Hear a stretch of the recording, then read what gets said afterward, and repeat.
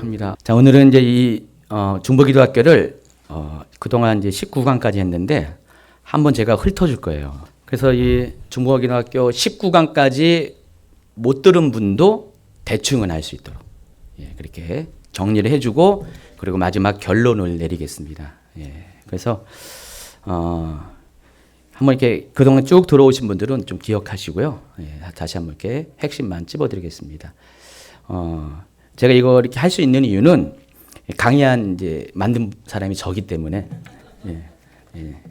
그렇게 핵심만 말씀드릴 수가 있습니다.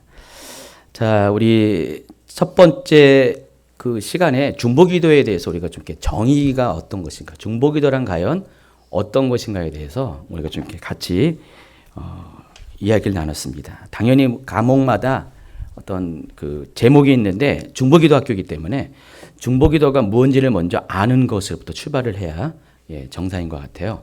그래서 중보기도는 두 가지 의미가 있습니다. 이제 기도라는 그 큰 울타리 안에서 중보기도는 이제 중보라는 그 조건이 있기 때문에 어떤 기도냐? 중보하는 기도인데 그 중보가 어떤 의미가 있냐? 그걸 얘기하는 겁니다. 물론 중보기도의 용어에 대해서 여기 오늘은 이제 설명을 안 합니다. 설명을 안 하고 과거에 강의안을 참조하시고 중보기도의 이 성격이 어떤 것인가에 대해서만 간략하게 얘기합니다. 중보기도는 내가 아닌 남을 위해서 기도하는 것을 말합니다. 여기서 남이라는 것은 어떤 사람만 말하는 것이 아니라 어떤 물체, 어떤 대상들, 어떤 영역들. 그러니까 나를 위한 기도가 아니라 내가 아닌 다른 모든 것을 대상으로 하는 기도가 중보기도입니다. 여러분도 늘 중보기도를 해요. 실은 안 하는 게 전혀 아닙니다. 뭐 내가 무슨 중보기도자입니까? 라고 스스로 이렇게 생각하신 분이 혹 있다면은 생각을 바꾸세요. 여러분이 순간순간 여러분이 아닌 다른 것을 위해서 하는 기도는 다 중보기도입니다. 그리고 중보기도는 하나님께서 여러분 자신을 위해서 기도하는 것보다도 더 응답이 빨라요. 왜 그럴까요? 내 사심이 없잖아요.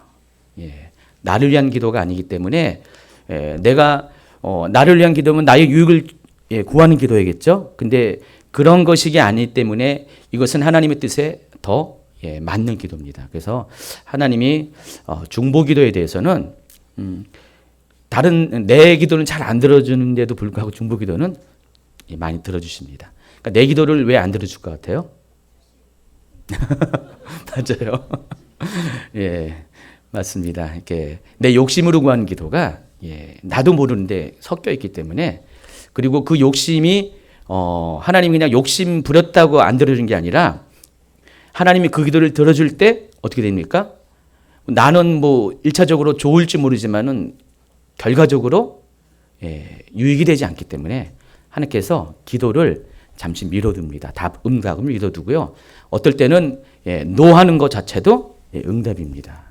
그래서 그러나 이제 남을 위한 기도는 내 욕심이 없기 때문에 하나님이 반드시 그것은 좀 빨리 들어줘요. 여러분 경험해봤죠? 여러분 자녀들 어릴 때 아플 때 내 기도는 안 들어주는데 우리 아이가 아파서 잠깐 기도했는데 하나님이 그거는 정말 즉시로 막 응답해주죠. 왜 그럴까요? 그 아이에 대한 사랑으로 여러분이 기도했기 때문에 안타까움으로. 근데 실은 이것이 주님의 마음이라는 것이죠. 여러분이 그와 같이 여러분 자녀가 아니라도 남을 위해서 그렇게 기도할 때는 하나님이 정말 빨리 응답해 줍니다. 그래서 기도는 실은 그런 남을 위한 기도로부터 배우는 것이 더 좋아요. 그러니까 솔직히 기도했는데 응답이 있어야지 좀 재미가 있죠. 기도는 열심히 했는데 응답이 없어요. 그러면 기도해서 뭐해? 들어주지도 않은 기도를 해서 뭐해? 재미가 없습니다. 열매가 없기 때문에. 그런데 중보기도를 통해서 기도를 계속해서 익숙해지면은 기도의 응답이 있기 때문에 그 응답의 경험을 통해서 또 내가 나를 위해서 기도할 때 또 열매를 취할 수가 있습니다. 그래서 중보기도는 건장할 만한 기도입니다. 그리고 중보기도의 또 한 가지의 특징은 하나님의 마음을 알고 하나님의 뜻대로 기도하는 것이 중보기도입니다. 그러니까 사람을 위해서 기도하는 것, 다른 사람을 위해서 기도하는 것, 그리고 또 하나님을 위한 기도도 중보기도에 해당한다는 것입니다. 성경에 많은 중보기도자, 특별히 이제 그때 당시 구약 시대에는 선지자들이 중보기도자 역할을 많이 했는데, 그러니까 선지자는 두 가지의 기능이 있습니다. 예언자와 또 중보자의 기능이 있습니다. 근데 이 선지자들이 무엇을 위해서 기도해야겠어요? 당연히 하나님 뜻을 위해서 기도합니다. 왜냐하면 하나님이 선지자로 하여금 예언자적인 기능을 통해서 하나님의 마음을 먼저 알고 하나님의 계획을 알게 하기 때문에 아모스 3장 7절 아시죠? 하나님께서 어떻게 합니까? 어떤 일을 행하기 전에 반드시 그 종 선지자에게 먼저 알려주신 다음에 그 일을 행하신다고 그랬어요.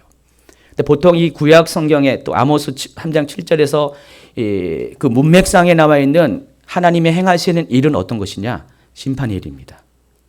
심판을 행하기에 앞서서 하나님은 반드시 그 일을 먼저 선지자의 입을 통해서 알게 하신다는 겁니다. 여러분이 만약에 선지자가 된다면은 그것을 알게 됐으면 어떻게 될 것 같아요? 기도 안 할 수가 없죠. 기도할 수밖에 없습니다. 그래서 기도를 함으로써 하나님의 징계, 심판을 중단시키는 사람, 그게 중보기도자라는 것입니다. 그러니까 옛날의 선지자들은 다 그런 역할을 했어요. 그래서 그들은 하나님의 뜻을 위해서, 하나님의 마음을 위해서 늘 언제나 기도할 수 있는 사람입니다. 그러니까 중보기도는 이와 같이 내가 아닌 타인 또 하나님의 뜻을 위해서 기도하는 모든 그 기도를 가리켜서 중보 기도라는 것입니다. 내 평생에 한 번도 나는 이 중보기도 안 했다. 그런 분 손 들면 창피하죠. 손 들지 마시고 그럼 한 번이라도 한 것 같다 하신 분 한번 손 들어보세요. 정말 안 했어요? 절반밖에 안 되셨네요. 좀 약간 헷갈립니까? 내가 했는지 안 했는지? 다시 한번 나는 중보기도 한 것 같다. 한번 손 들어보세요. 그럼 여기 다 중보기도자네요. 중보기도자 되신 분 환영합니다. 다 옆에 중보기도자입니다. 그래서 이 중보기도가 과연 어떤 것인가를 좀 더 보다 실감 있게 좀 소개를 하겠습니다. 두 사람의 성경 인물을 소개하겠습니다. 첫 번째가 아브라함입니다. 두 번째가 그리고 요나입니다. 여러분 아브라함의 중보기도에 관련된 아주 샘플이 되는 그런 성경이 있습니다. 사건이 있습니다. 뭘까요? 소돔과 고모라 사건입니다. 창세기 18장에 나와 있습니다. 여러분 교재에도 있습니다. 17절부터 22절까지 같이 읽도록 하겠습니다. 여호와께서 이르시되 내가 하려는 것을 아브라함에게 숨기겠느냐. 여호와께서 또 이르시되 소돔과 고모라에 대한 부르짖음이 크고 그 죄악이 심히 무거우니 내가 이제 내려가서 그 모든 행한 것이 과연 내게 들린 부르짖음과 같은지 그렇지 않은지 내가 보고 알려하노라. 자, 여기도 아모스 3장 7절의 말씀처럼 하나님께서 하나님이 소돔과 고모라를 심판하기 앞서서 먼저 누구한테 알려줬습니까? 아브라함에게 그 심판의 계획을. 그러니까 그때 당시에 많은 사람이 있었음에도 불구하고 하나님은 아브라함을 택하신 이유가 있습니다. 그가 누구라고요? 중보자. 다른 부분에서 민수기에 보면은 아브라함을 가리켜서 뭐라고 표현하는지 아십니까? 선지자라고도 표현합니다. 그래서 아브라함이 선지자이기 때문에 하나님께서 아브라함에게 알려준 거예요. 그러니까 그때 당시 하나님을 아는 사람이 드물었어요. 지금은 많죠. 근데 그때 당시 하나님이 누구인지 하나님을 경험한 사람이 많지 않았습니다. 그러니까 아브라함 당시에 동시대에 누가 살았냐? 욥이라는 사람이 살았습니다. 그러니까 욥과 같이 또 아브라함과 같이 하나님을 아는 사람이 많은 사람이 살았지만은 이렇게 수가 적었다는 것입니다. 그래서 하나님은 중보기도자를 찾고 찾습니다. 하나님의 마음과 뜻을 아는 사람을 찾고 찾다가 아브라함을 발견하시고 아브라함을 택하셔서 하나님의 일을 행하게 하십니다. 그러면서 아브라함을 통해서 하나님의 행하신 모든 사건들을 풀어갑니다. 그래서 이 성경의 중심은 다 보면은 누굽니까? 한 사람을 통해서 하나님이 일하시죠. 사람을 통해서 일하시는데 그 사람은 누구냐면 하나님을 아는 사람들이에요. 그냥 하나님을 모르는 사람하고 하나님이 일하시는 게 아니라 하나님을 아는 사람, 그 사람의 그 일생, 그 사람의 그 평생을 평생이라는 그 울타리 안에서 다른 모든 세상의 사람들과 사건들은 다 엑스트라에 불과하죠. 물론 그 사람도 개인적으로 하나님과 주연이겠지만은 그는 하나님의 역사를 이루는 어떤 그 이야기 스토리의 주인공은 바로 하나님을 아는 사람, 중보기도자, 아브라함과 같은 사람을 통해서 하나님이 일을 하신다는 것입니다. 그런데 이제 요나를 보면은요, 요나는 하나님께서 똑같이 심판에 관한 그런 경고를 먼저 알려줍니다. 아브라함에게는 소돔과 고모라에 대한 심판, 요나에게는 어떤 나라에 대한 심판이요? 니느웨에 대한 심판. 이때가 이제 니느웨는 아수르의 수도입니다. 아시리아 수도인데, 이 아시리아는 당시 세계 최강이었어요. 전성기를 누리는, 그러니까 아시리아 시대 가운데 전성기를 누리는 그런 때였습니다. 요나가 8세기의 사람입니다. BC 8세기의 사람인데, 이때 당시에 아수르가 근동 지역을 다 지배하는 그때 당시에 초강대국이었습니다. 제국이었습니다. 그런데 아수르가 어떤 나라냐? 아주 잔인한 나라였어요. 지독한 나라였고요. 그 다른 민족에 대해서 압제하고, 또 물론 하나님께서 그를 몽둥이로 사용했어서 막대기로 사용했어서 이스라엘을 다스리는 징계할 때 그런 도구로 사용했지만은 그런 관점에서 관점 말고 그냥 일반적인 세상적인 관점에서 보면은 아수르는 굉장히 아주 못된 나라였습니다. 특별히 이스라엘에게 있어서 아수르는 정말 원수 같은 나라였습니다. 그런데 아수르에 대해서 하나님이 아수르의 그 죄악이 잔인함이 극에 달하니까 하나님도 역시 이스라엘을 징계하듯이 이스라엘 입장에서는 엑스트라일지 모르지만은 자기 입장에서 아수르라는 나라 입장에서는 자기가 주인공이기 때문에 하나님이 그들을 또한 징계하고자 계획을 가지셨습니다. 그런데 하필이면은 하나님께서 원수된 나라의 사람 요나를 택해서 그 니느웨에서 중보하라고 합니다. 그러니까 오늘날 같으면은 여러분 이제 한국과 일본하고 상황이 비슷하죠. 물론 일본 사람들이 다 이렇게 안 좋은 건 아니죠. 일부의 어떤 구구적인 사람들이 문제가 있는데 어쨌든 간에 이제 일본이라는 나라가 한국에 굉장히 안 좋은 일, 못된 일을 많이 했어요. 그래서 가뜩이나 그런 사건 가운데 여러분이 뭐 피해자 중에 한 사람이라고 한다면은 오늘 갑자기 하나님이 일본을 위해서 여러분이 기도하라고 하면 어떻게 합니까? 하나님 내가요 딴 건 다 기도하는데 그것만큼은 사절입니다. 신문 사절도 아니고 그것만큼은 안 됩니다. 아마 그렇게 싫어하는 사람이 있을 거예요. 보면은 뭐 인터넷 댓글 보면은 일본에 대해서 아주 그냥 엄청 싫어하는 사람이 있더라고요. 근데 하나님은 그럼에도 불구하고 일본을 위해서 기도하라 했을 때 여러분은 물론 여러분은 기도할 거예요. 근데 하나님을 모르는 사람, 하나님의 마음을 모르는 사람들은 절대로 기도 안 합니다. 또 여러분 지금 사이 나쁜 사람 있습니까? 여러분을 힘들게 하고 욕하고 여러분을 괴롭히고 그냥 여러분이 특별히 잘못한 것도 없는데 계속 여러분을 힘들게 하는 사람이 있어요. 하나님이 그 사람을 위해서 기도하라고 했을 때 어떡할 것 같아요? 하나님 딴 거는 몰라도요 절대로 못하겠습니다. 근데 실은 그 사람이 여러분 남편이 정말 평생을 여러분 괴롭히고요. 뭐 돈도 안 벌어다 주고 딴짓만 하고 맨날 술 먹고 폭력을 행하고 한두 해가 아닙니다. 10년, 20년, 30년 오랜 기간 동안 여러분을 막 괴롭힙니다.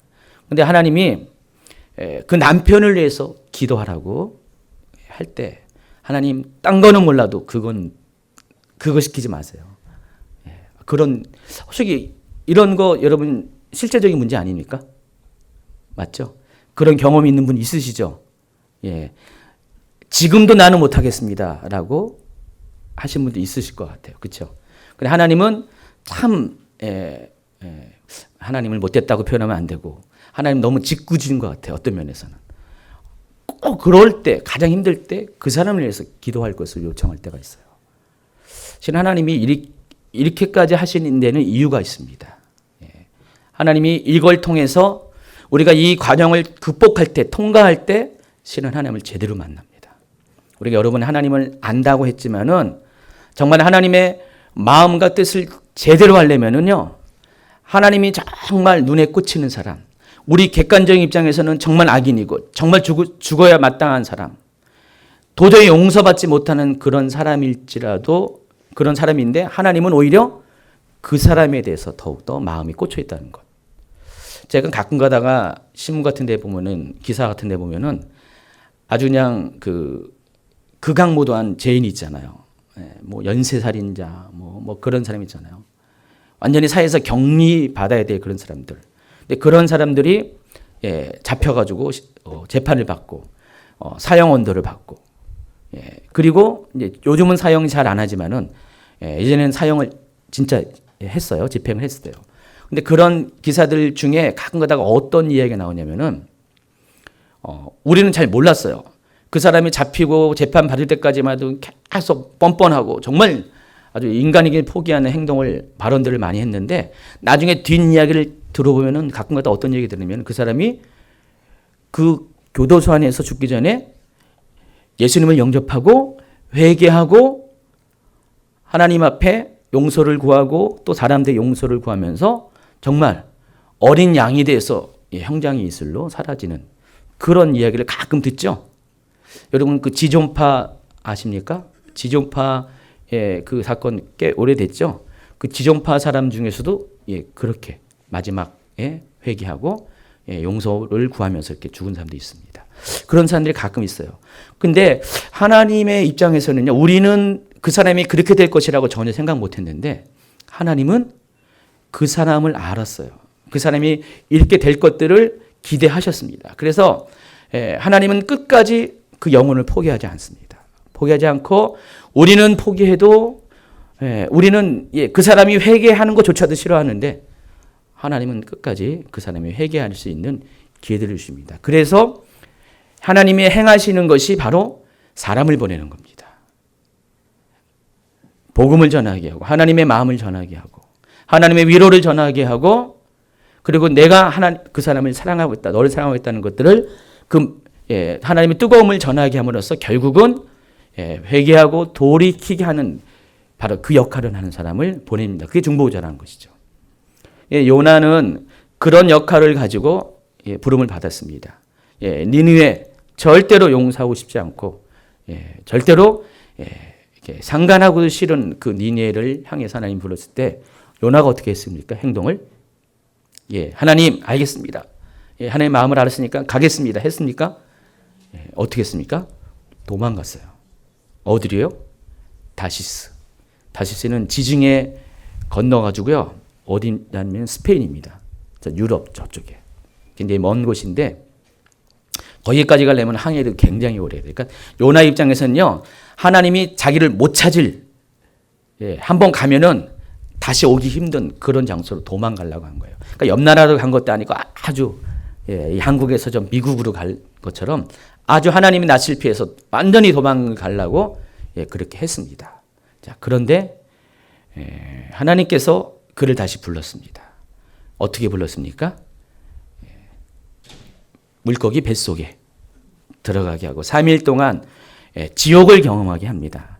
여러분 물고기 뱃속에 3일 동안 여러분이 한번 계셔보세요. 지옥입니다. 정말 지옥입니다. 무덤 속에 내려간 것 똑같은데 하나님이 어떤 사람은 이런 거면은 성경이 거짓말이다. 어떻게 사람이 물고기 뱃속에서 3일 동안 있다 살아났냐. 근데 실제로 가능해요. 실제로 어떤 사람이 바다에서 구조가 됐는데 물고기 뱃속에서 고래 같은 뱃속에서 정말 거기서 있다가 살아난 사람들이 있어요. 한번 검색해 보세요. 실제 뉴스 같은 데 보면 나옵니다. 그게 이제 실제로 가능합니다. 근데 그 요나가 정말 그 가운데서 지옥을 경험하면서 하나님께서 요나에게 가르쳐 준 것이 있었어요. 바로 내가 그 일을 하지 않으면은 니느웨에 있는 모든 백성도 어떻게 됩니까? 바로 물고기 뱃속에 있는 그런 삶, 그런 지옥을 가게 되기 때문에 하나님이 요나를 통해서 요나에게 그 아픔과 고통을 체험하게 하고 정말 주님의 뜻이 그렇게 되기를 원치 않는다는 것들을 깨닫게 하셨습니다. 그리고 이제 요나가 이제 니느웨에 가서 복음을 전합니다. 회개의 복음을 전합니다. 자, 그런데 요나는 요나서가 이제 끝을 맺을 때 보면은 요나가 완전히 하나님의 뜻을 완전히 알고 하나님 뜻 안에서 겸손히 행한 그런 것들은 최종적으로 결론이 나지 않았어요. 요나는 어쩔 수 없이 하나님의 뜻을 전하긴 했지만은 결국은 요나는 하나님의 뜻을 완전히 알고 이해하고 하나님께 순복해서 그런 일을 한 건 아니었습니다. 할 수 없이 자기가 힘들고 어쩔 수 없으니까 그렇게 회개의 복음을 전했습니다. 자, 그런데 아브라함과 요나가 행한 행동을 보면은요, 아주 큰 차이가 있습니다. 요나가 왜 하나님 것들을 거부했을까? 하나님의 원하는 것들을 피해서 도망을 했을까? 자, 거기에는 한 가지 차이가 있습니다. 아브라함과 요나의 차이는 뭘 것 같아요? 하나님을 어떻게 경험하냐가 다르다는 것이죠. 아브라함은 하나님을 정말로 경험했어요. 하나님이 어떤 분인지, 하나님이 어떤 마음과 뜻을 갖고 있는지, 어떤 성품을 가지신 분인지를 아브라함은 분명히 아는 사람이었지만은 요나는 그렇지가 않았다는 것입니다. 요나는 선지자의 부름을 받았지만, 예언자의 부름을 받았지만은 요나는 하나님을 많이 알지 못했어요. 하나님의 깊은 곳을 알지 못했고, 하나님의 정말 속에 있는 그런 영혼을 향한, 회개치 않은 영혼을 향한 하나님의 그런 간절함을 알지 못하기 때문에 그 상황을 피해가려 했다는 것입니다. 그래서 중보자의 차이는 그거예요. 중보자는 어떤 사람입니까? 하나님의 마음을 제대로 아는 사람. 하나님의 마음을 알지 못하면 절대로 여러분 중보 못합니다. 여러분 이렇게 그냥 어쩔 수 없이 막 이렇게 기도하는 경우가 있을 수가 있는데, 만약에 하나님의 마음을 느껴주지 못하면은요, 그냥 입으로만 하는 기도 안 하는 게 나을 수도 있어요. 왜냐면 별로 응답 없어요. 정말 여러분이 하나님께서 나에게 부어주시는 그 마음을 정말 절절히 느낄 때 그때 한마디 하세요. 그럼 하나님이 들어주신다는 것입니다. 기도는 절실할 때 들어줘요. 그래서 7시간 기도하는 게 자랑이 아닙니다. 단 10분이라도 정말 내 마음이 주님의 마음을 가지고 기도하면 하나님이 반드시 들어주세요. 여러분이 가끔 가다가 기도를 평소엔 잘 기도 응답이 안 되다가 어느 순간에 기도 응답이 빨리 될 때가 어떨 때 기도 응답이 빨리 됩니까? 급할 때.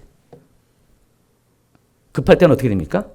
여러분이 정말 온 마음을 쏟아서 기도하게 되죠. 그러니까 마음이 쏟아지지 않는 기도는 절대로 응답이 안 됩니다. 그래서 기도를 많이 하는 것보다도 정말 내가 그걸 온 마음을 쏟아서 기도할 수 있는 그게 더 필요합니다. 그러기 위해서는 어떻게 됩니까? 내가 그 안에 들어가야 돼요. 그 심정을 느껴야 돼요. 그 상황을 이해해야 되고요. 그 마음이 어떤 것인지, 그 사람이 어떻게 아파하는지 그것을 알아갈 필요가 있습니다. 그러니까 하나님께서 예수님을 왜 보내셨을까? 당연히 우리를 구원하시기 위해서 십자가 지게 하심으로써 우리를 죄의 권세에서 우리를 해방시키기 위해서 예수님 보내주셨어요. 그러나 한 가지 여러분 더 알아야 될 것은 하나님께서 예수님을 보내주신 이유가 뭐냐? 여러분을 체험하기 위해서. 인간을 경험하기 위해서. 물론 하나님이 지으신 인간이기 때문에 다 아세요. 다 아시지만은 하나님이 육체를 입고 오신 이유는 그 육체를 통해서 인간의 아픔을, 질고를 알기 위해서. 그러니까 이사야서에 보면은 예수님에 대해서 표현을 할 때 뭐라고 했습니까? 그는 어떤 사람, 예수님은 어떤 분입니까? 우리의 모든 질고를 아신다 그랬어요. 그러니까 예수님은 여러분이 아픈 모든 그런 병들, 그런 마음의 고통들, 가난의 문제들, 그리고 또 사람들로부터 배반당하고 사람들로부터 또 여러분이 지시를 받은 모든 것들을 체험하셨어요. 그래서 정말 그 중보 기도자 같은 경우는요, 제가 보건대 제대로 된 중보 기도자들은요, 인생의 그런 나쁜 경험들을 통과한 사람들이 제대로 중보 기도를 하더라고요. 그냥 뭘 배워가지고 어디 중보기도 스쿨에 가가지고 이게 20강까지 다 끝냈으니까 이제 이론적으로 다 무장이 돼가지고 논리적으로 다 해가지고 중보기도 하는 것이 아니라 이런 거 안 배워도요. 정말 인생에 모든 아픔들을 겪은 사람들은요. 정말 중보기도 할 수 있어요. 여러분이 한번 이렇게 암에 걸렸던 분 계십니까? 여기 중에 뭐 암이 아니더라도 어떤 깊은 심각한 병에 걸렸던 분이 한번 계시면 그게 나았어요. 기도로 나았어요. 하나님이 치유하셔서 나았어요. 그때 당시에 내가 한 3년 5년을 투병을 했습니다. 그 사람은요. 아픈 자의 마음을 알아요. 아픈 자의 그런 고통을 압니다. 그래서 우리가 누가 이제 중보기도 팀에서 어느 분이 이제 암 걸렸습니다. 우리 함께 중보기도 합시다. 그러면 대부분의 사람들은요. 그냥 입으로만 할 수밖에 없어요. 마음이 잘 안 실어져요. 특별히 중보기도 팀 있죠. 늘 어떤 문제를 가지고 내가 이제 중보기도를 이렇게 요청을 받기 때문에 해야 됩니다. 근데 솔직히 하나님이 원하시는 마음이 열이라면은 하나 둘밖에 이게 안 돼요. 가지고 그냥 그 마음을 그냥 끌어 막 올려야 애를 써야지 막 그런 기도가 가능한데 근데 정말 내가 그 동일한 아픔을 겪었던 사람은 어떻게 됩니까? 내가 애를 안 써도요. 그냥 기도를 하고 생각만 하면은 마음이 찡한 거예요. 눈물이 나온 거예요. 나도 그랬지. 그러니까 어떻게 해요? 정말 진심으로 기도를 하게 된다는 것입니다. 하나님조차도 우리의 아픔을 육체로 오셔서 성육신 하셔서 직접 체험하셨어요. 왜냐하면 하나님도 우리를 정말 제대로 알길 원했기 때문에. 그렇기 때문에 예수님은 중보 기도자가 될 수 있어요. 가장 탁월한 중보 기도자가 될 수 있는데 예수님은 인간도 알고 하나님도 알기 때문에 인간과 하나님 사이에 분리된 것들을 이어줄 수 있는 유일한 분이라는 것입니다. 그러니까 여러분에게 예수님의 마음이 필요한 이유가 예수님이 당한 그런 고통, 멸시천대, 십자가의 길을 경험이 필요한 이유가 우리가 예수님처럼 그 예수님의 마음을 갖지 않으면 정말로 영혼에 대해서 사랑할 수 없고 중보할 수 없기 때문에 그렇습니다. 며칠 전에 주임제교회 이제 갑자기 그냥 바빠졌어요. 하루 동안. 제가 이제 이렇게 서울역에서 노숙자 이렇게 돌보는 사역을 하시는 어느 분이 이렇게 게시물을 올린 거를 제가 그것을 가지고 우리 성도들한테 또 카페에 있는 회원들한테 그렇게 퍼나르면서 이들이 있으면 안 된다. 무조건 도와야 됩니다. 글을 올렸어요. 내용을 올렸습니다. 아시는 분 아시죠? 예. 그러니까 그분이 이제 서울역에서 노숙자를 돌보는 사역을 하는데 그 노숙자 중에서 다리가 한쪽은 마비가 되고 한쪽은 막 썩어요. 막 구데기가 막 나올 정도로. 구데기가 다 살을 파먹어가지고 뼈가 보일 정도로. 완전히 그냥. 그러니까 그분을 이렇게 돌보면서 치료해주면서 그분이 수술을 받아야 되는데 이 사람이 수술을 막 거부하는 거예요. 안 받으려고 그래요. 치료를 안 받으려고 그래요. 근데 이분한테 소원은 휠체어가 있으면은 전동 휠체어가 있으면은 그렇게 하겠다. 왜냐면은 수술을 받아도 자기가 노숙자이기 때문에 움직일 수가 없잖아요. 그러니까 아예 포기를 해버린 거예요. 그래서 그 집사님 얘기 들어보니까 제가 통화를 하면서 들어보니까 이분은 매일 간대요, 거기를. 또 수요일하고 금요일은 이제 팀을 데리고 가고 나머지 날은 혼자서 매일 가는데 가야 될 수밖에 없는 상황이 자기가 안 가면 밥을 못 먹는데요. 이 베데스다 목가에서 38년 된 병자가 어떻게 됐어요? 누군가가 그 못가에 이렇게 넣어주지 않으면은 천사가 와서 물이 동날 때 치료를 받지 못하게 되는 것처럼 이분도 똑같은 상황이에요. 누군가가 같이 움직여서 밥을 챙겨주고 먹이지 않으면은 밥도 못 먹는데요. 그러니까 이분이 그것을 보잖아요. 그리고 그 다리를 붙잡고 계속 우는 거예요. 내용을 보니까 번번이 울더라고요. 거기 그거 있죠? 우리 여기 문자 흑흑 유유 그게 계속 있었는데 진짜로 이제 많이 우셨나 봐요. 그래서 그 내용을 이렇게 올렸어요. 제가 평소에 이분 내용들을 좀 보고 있었다가 마음속에 계속 나도 뭔가를 해야 되는데 아주 심한 부담감이 왔었어요.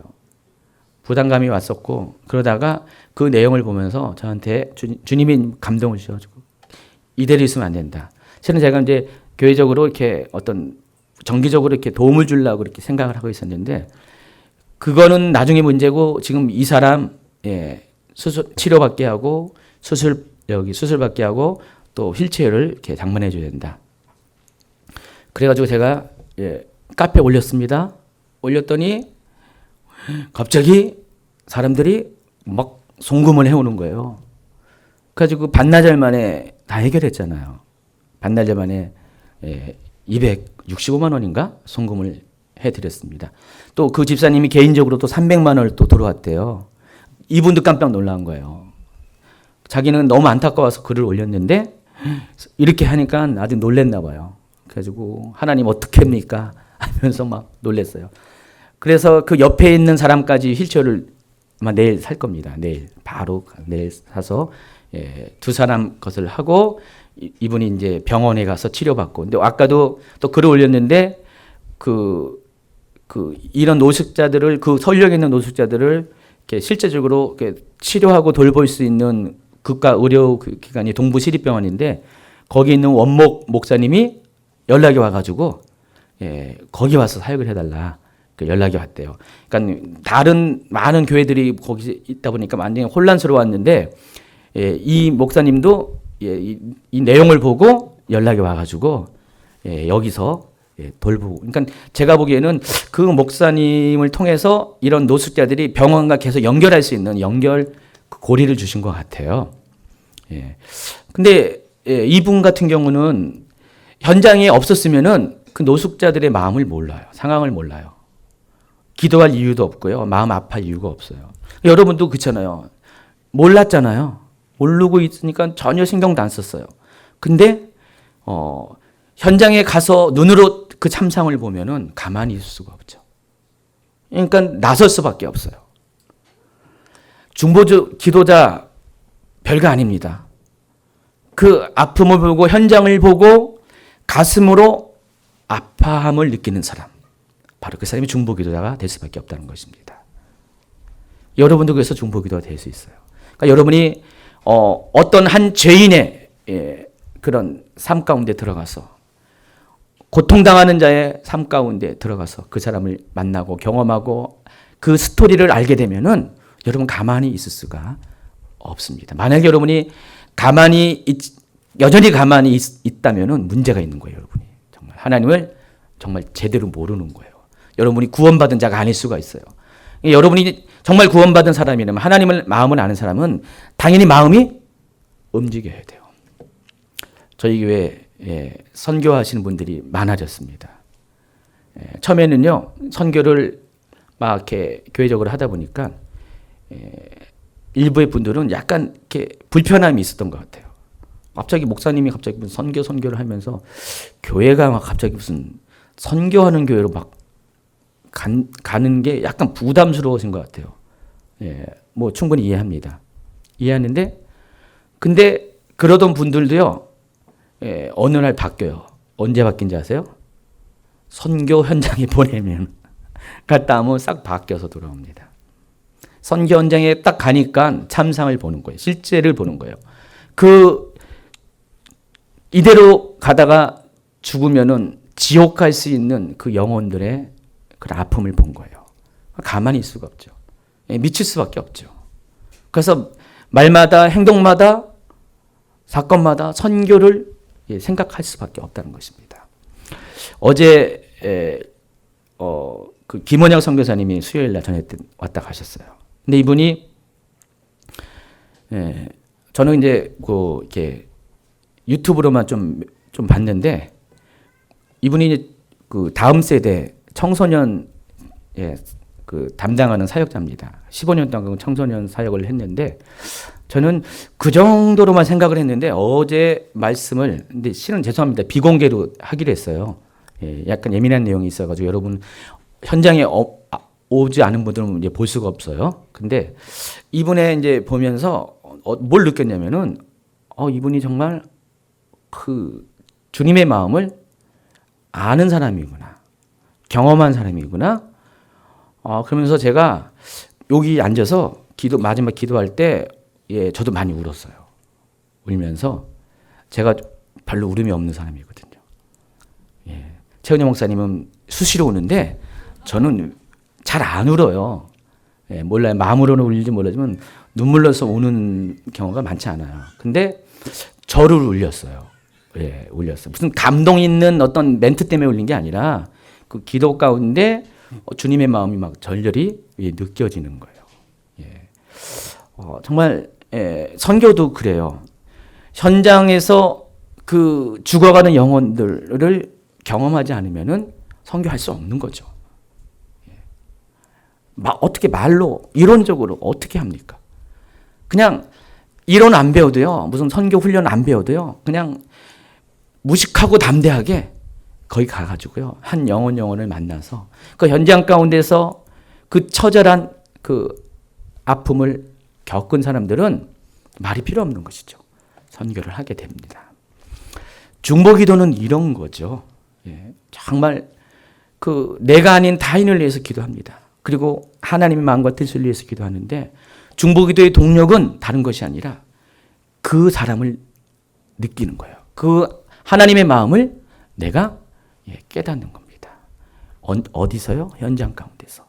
그 아픔 가운데서. 그 고통 가운데서. 그래서 이런 사람이 중보할 수가 있다는 것이죠. 여러분 그런 의미에서 여러분 어때요? 어떤 면에서 여러분도 중보 기도자일 수도 있고요. 어떤 면에서는 내 스스로 사기칠 수도 있는 것이죠. 그러니까 여러분이 정말 하나님의 마음을 그래서 알아가도록 많이 애쓰셔야 돼요. 그래서 정말 하나님이 원하는 것이 뭔가를 자꾸만 쫓아가다 보면은 하나님은 여러분을 통해서 중보하게 합니다. 근데 이 아브라함의 예를 통해서 우리가 알 수 있는 게 뭐가 있냐면은 하나님의 마음은 어떤 것인가? 하나님은 어떤 하나님이십니까? 우리는 하나님의 속성에 대해서 크게 두 가지 얘기하죠. 공의의 하나님, 또 사랑의 하나님이 그래요. 근데 하나님께서 공의를 행할 때는 어떻게 됩니까? 잘못된 죄악에 대해서 공의의 하나님이기 때문에 반드시 심판을 하셔야 되죠. 그렇죠?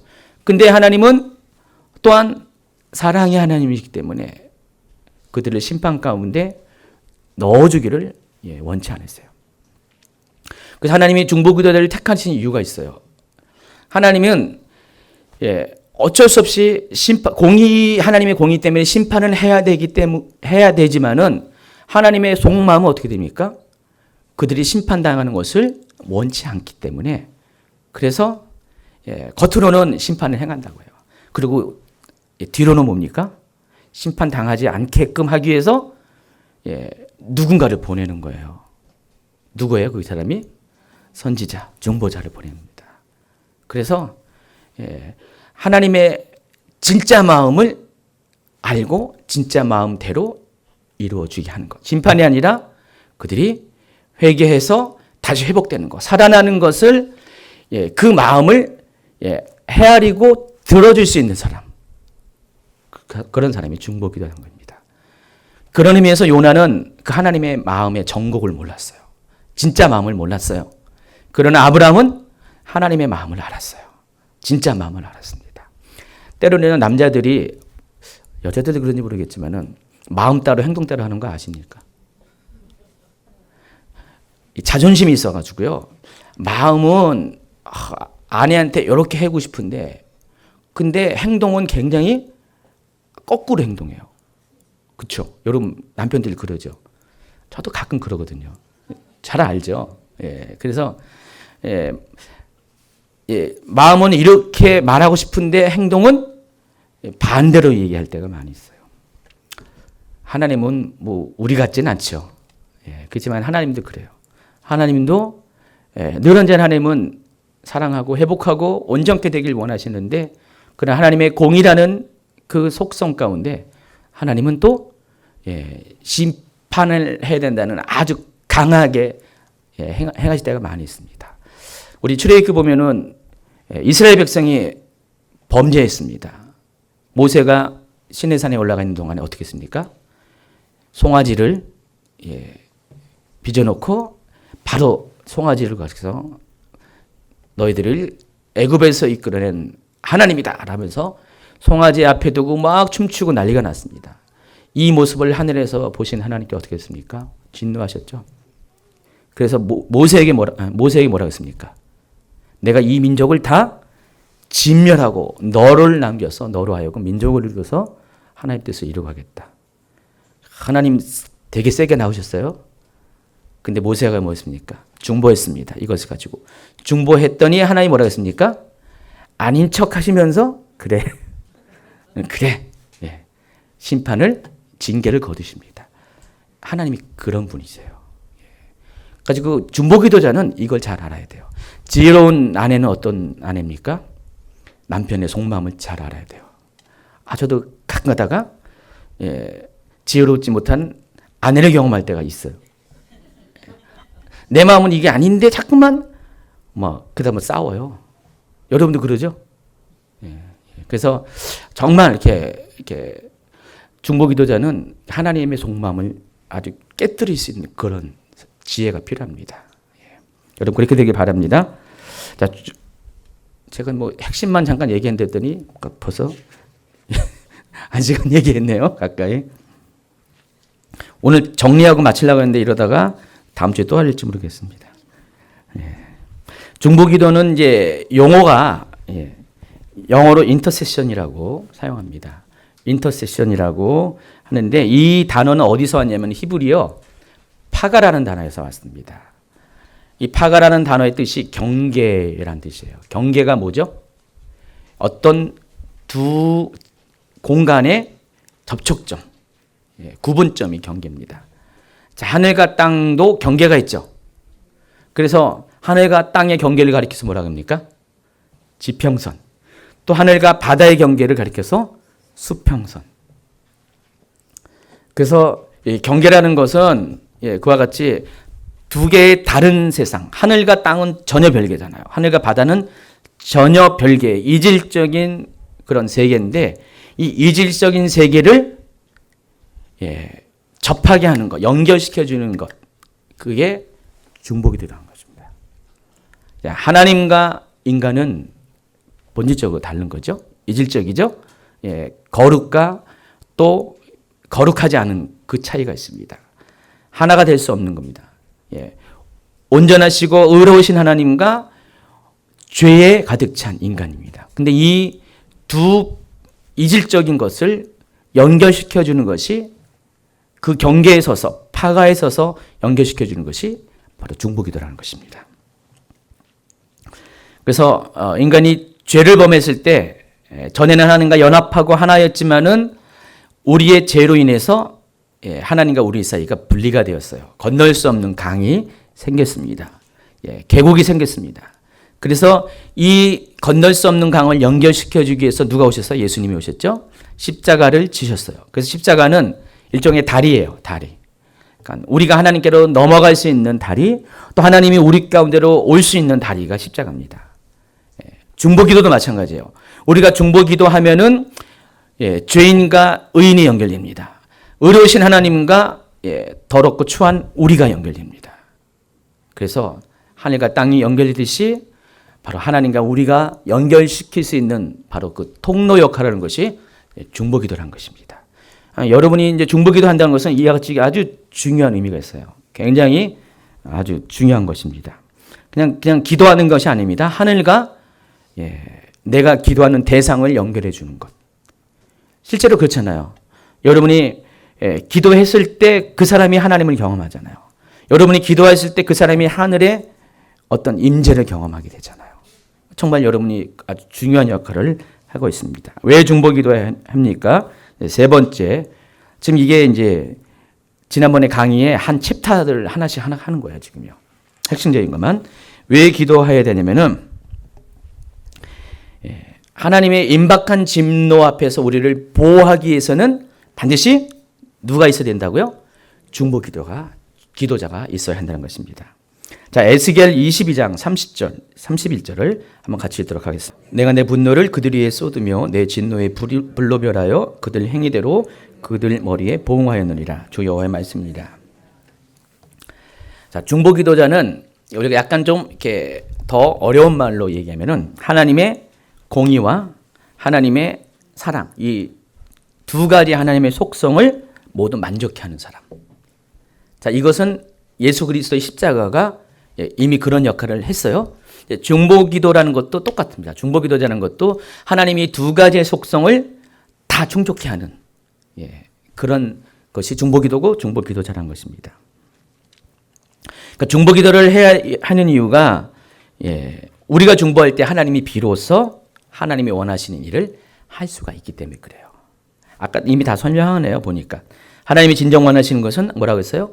심판이 아니라 공의이기 때문에, 미움이 아니라 용서이기 때문에 이것을 할 수 있는 사람은 유일하게 하나님의 마음을 아는 사람, 또 인간의 약함도 다 아는 사람, 그런 사람이 중보 기도자가 될 수 있고, 그런 사람만이 이것을 할 수가 있다는 것입니다. 그래서 중보 기도자는 서야 될 곳이 있습니다. 어떤 위치에서 우리가 중보해야 되냐, 어떤 그런 역할을 가져야 되냐. 첫 번째 한번 읽어볼까요? 갈라진 틈, in the gap.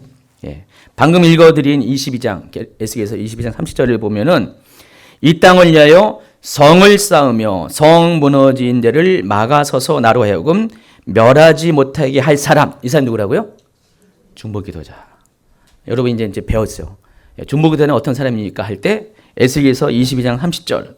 다시요. 이 땅을 위하여 성을 쌓으며 성 무너진 데를 막아서서 나로 하여금 멸하지 못하게 할 사람. 그 사람이 중보기도자입니다. 그래서 중보기도자의 역할은 성이 무너진 경계에 있는 그 사람을 말하는 것입니다. 이 성이라는 것은 뭔가 같아요? 하나님과 나 사이에 어떤 관계의 성도 말할 수가 있고요.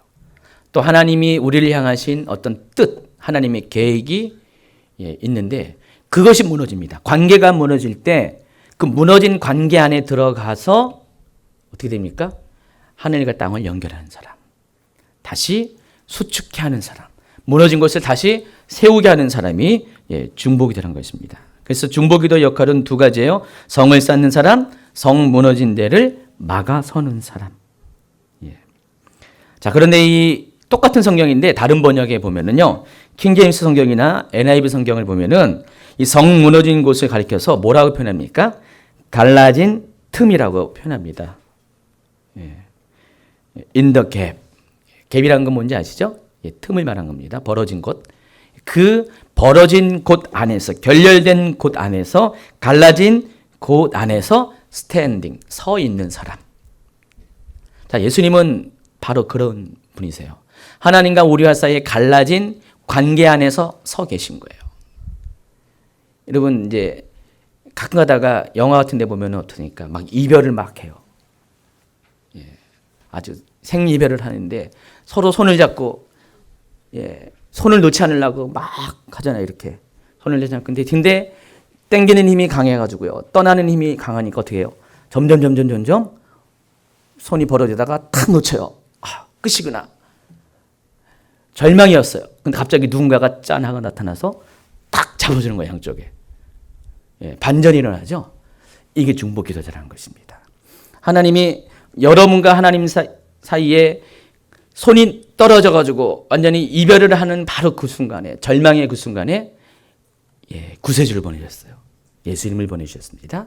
그리고 하나님과 여러분의 손을 잡고 다시는 떨어지지 않도록 연결해 주시는 분이 예수님이라는 것입니다. 중보기도자는 그런 역할을 하는 사람이라는 것입니다. 그를 한번 킹제임스 성경으로 읽어볼까요? 내가 그들 가운데서 한 사람을 찾았으니 그 사람은 장벽을 쌓아 그 땅을 위하여 내 앞에서 갈라진 틈에 서서 나로 그 성읍을 멸하지 못하게 할 사람이라. 이 사람이 누구라고요? 중보기도자, 바로 여러분입니다. 시편에서 보면은요, 그 모세에 대해서 그 사람이 바로 중보기도자라고 이렇게 설명합니다. 시편 106편 23절 시작. 그러므로 여호와께서 그들을 멸하리라 하셨으나 그가 택하신 모세가 그 어려움 가운데서 그의 앞에 서서 그의 노를 돌이켜 멸하지 아니하였다. 개역개정은 왜 이렇게 이 중보기도의 핵심을 이렇게 놓치고 이렇게 번역했는지 모르겠어요. 근데 그 전에 개역 한글은 확실하게 나와 있어요. 보세요. 다시 읽어볼까요? 개역 한글로서 그러므로 여호와께서 저희를 멸하리라 하셨으나 그 택하신 모세가 그 결렬된 중에서 그 앞에 서서 그 노를 돌이켜 멸하시지 않게 하였도다. 아까 얘기했던 바로 금송아지 만든 사건을 위해서 하나님이 진노하실 때 하나님 앞에 막어선 그 사건을 가리켜서 시편 기자는 이렇게 그것을 평가를 하고 있습니다. 그래서 이 중보기도자는 첫 번째 서야 될 곳이 위치가 그거예요. 결렬된 곳, 무너진 곳, 성 무너진 곳에서, 관계가 무너진 곳에서 서 있는 사람. 저도 이 갈라진 틈에 쓸 때가 너무 많아요. 제가 편해 보입니까, 여러분? 얼굴이 아주 좋아 보여요. 목사님은 아주 맨날 화평한. 실은 저 개인적인 문제 때문에 힘든 건 별로 없어요. 근데 저도 그렇고 천양 목사님도 그렇고 사람들, 성도들, 저희 교회 성도들뿐만 아니라 인터넷 성도들. 저는 전혀 모르는데 저를 아는 분들 있잖아요. 그런 분들 때문에 좀 힘들 때가 적잖이 있습니다. 근데 대부분의 문제가 이 관계가 무너져서 그래요. 하나님과의 관계, 세상과의 관계, 사람과의 관계, 또 사람 중에는 가족과의 관계, 또 만약에 교회 다니는 사람은 성도들과의 관계, 목회자와 성도와의 관계, 이런 이 관계가 무너진 사람들이 굉장히 많이 있어요. 그래서 아주 그것 때문에 힘들어하고 고통 중에 있다가 주변에서 자기를 도와줄 사람이 못 찾는가 봐요. 못 찾으니까 그냥 뭐 최은하 목사님이나 저한테 오면은 해결될 것 같은 아주 믿음이 강한 분들 있잖아요. 그러니까 그 믿음을 가지고 이렇게 연락을 해오신 분이 있습니다. 근데 저도요, 때로는 너무 힘들어가지고요, 무시하고 싶을 때가 많이 있어요. 솔직히. 이거는 때로는 어떤 분들은 저기가 있어요. 블랙홀. 해결이 안 되고 계속 빨려 들어가게 만드는 분들도 있고요. 아주 힘들게 해요. 근데 어쨌든 간에 시간이 지나서 몇 개월 지나고 1년이 지나고 좀 오래 걸리더라도 시간이 지나 보면은요, 정말 이렇게 성을 다시 쌓았다는 그 열매들을 볼 때가 많이 있습니다. 관계가 다시 엮여지고 하나가 되는 그런 때가 많이 있습니다. 그러면서 이 역할이 굉장히 중요하다는 것을 많이 깨닫습니다. 제가 솔직히 요즘 오래전에 아팠던 건데 요즘 이제 밀렸던 것들 요즘 치료를 받고 있어요. 실은 얼마 전에 이제 병원에 입원해가지고 MRI도 찍고 검진을 받았어요. 제가 좀 이렇게 다리가 좀 아프고요. 최은영 목사님은 제가 그렇게 아픈 걸 몰랐나 봐요, 여지껏. 제가 얘기를 안 했어요. 얘기해봤자 뭐 소용없으니까. 근데 실은 많이 다리가 저리고 좀 아팠어요. 걸음도 제가 쭈뚝쭈뚝 걷고 한 10여 년부터 그랬는데 그때만 해도 삶이 너무나 이렇게 힘들고 고단하고 여유가 없다 보니까 치료를 제대로 못 받았어요. 치료를 받다가 도저히 감당이 안 돼가지고 그냥 내려놓고 그냥 살았어요. 주님 고쳐주세요 하면서. 근데 하나님 안 고쳐주더라고요. 그래서 한 10년 넘게 있다가 요즘 들어서 이제 주변에서 전도사님들이 목사님 그대로 두면 안 됩니다. 뭐 하면서 목사님이 아프면 안 됩니다 하면서 할 수 없이 그래가지고 한 6개월을 막 그러셔가지고 제가 이제 검진을 받고 했더니 나는 몰랐는데 허리가 문제가 있었더라고요. 전 다리가 문제였더니 허리가 문제가 있었어요. 허리가 문제가 있어가지고 디스크 비슷한 건데 디스크는 아니에요. 좀 아주 특별한 케이스래. 선천적인 뭔가가 좀 문제가 있었어요. 그래서 원인을 알았어요. 원인을 알았는데 수술을 하래요. 수술하래 해가지고 근데 수술하는 것이 뭐 간단할 수도 있지만은 뭐 주변에서 분들은 수술 안 하는 게 좋다. 또 이렇게 진단해 주신 의사 선생님도 목사님 그냥 웬만하면 기도해서 나세요. 그러더라고요. 그래가지고 근데 기도는 한 10년을 해왔는데 예, 그래서 그러던 중에 이제 제가 요즘 이제 예, 좀 다른 치료를 받고 있습니다. 벌써 한 5일째 받았네요. 받고 있는데 이게 뭐냐면은 수술을 안 하고 이렇게 자세 교정을 해주는 거예요. 자세를 교정해가지고 뼈를 맞춰주고 이렇게 흩어진 관절 이런 것들을 실은 우리 교회 전도사님들이 이렇게 허리 아픈 분들이 많네요. 그리고 저희 계시는 윤 전사님이 허리 때문에 지금 몇 년째 고생하고 있어요. 가지고 몇 번 입원하고 한데도 안 나는데 전사님이 가셔가지고 회복이 되시고 있어요. 지금 많이 좋아지고 계시는데 가지고 저도 이제 끌려서 갔습니다. 끌려서 갔는데 처음에는 많이 힘들었어요. 이래서 될까? 한 게 뭔지 아세요?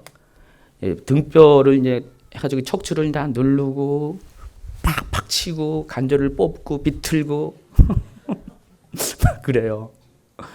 근데 지금 5일 됐는데 진짜 많이 좋아졌어요. 제가 많이 좋아졌는데 제가 그 원리를 이제 생각해 보니까 아주 간단하다. 수술은 한 번에 찢어가지고 한 번에 문제점을 드러내는 거예요.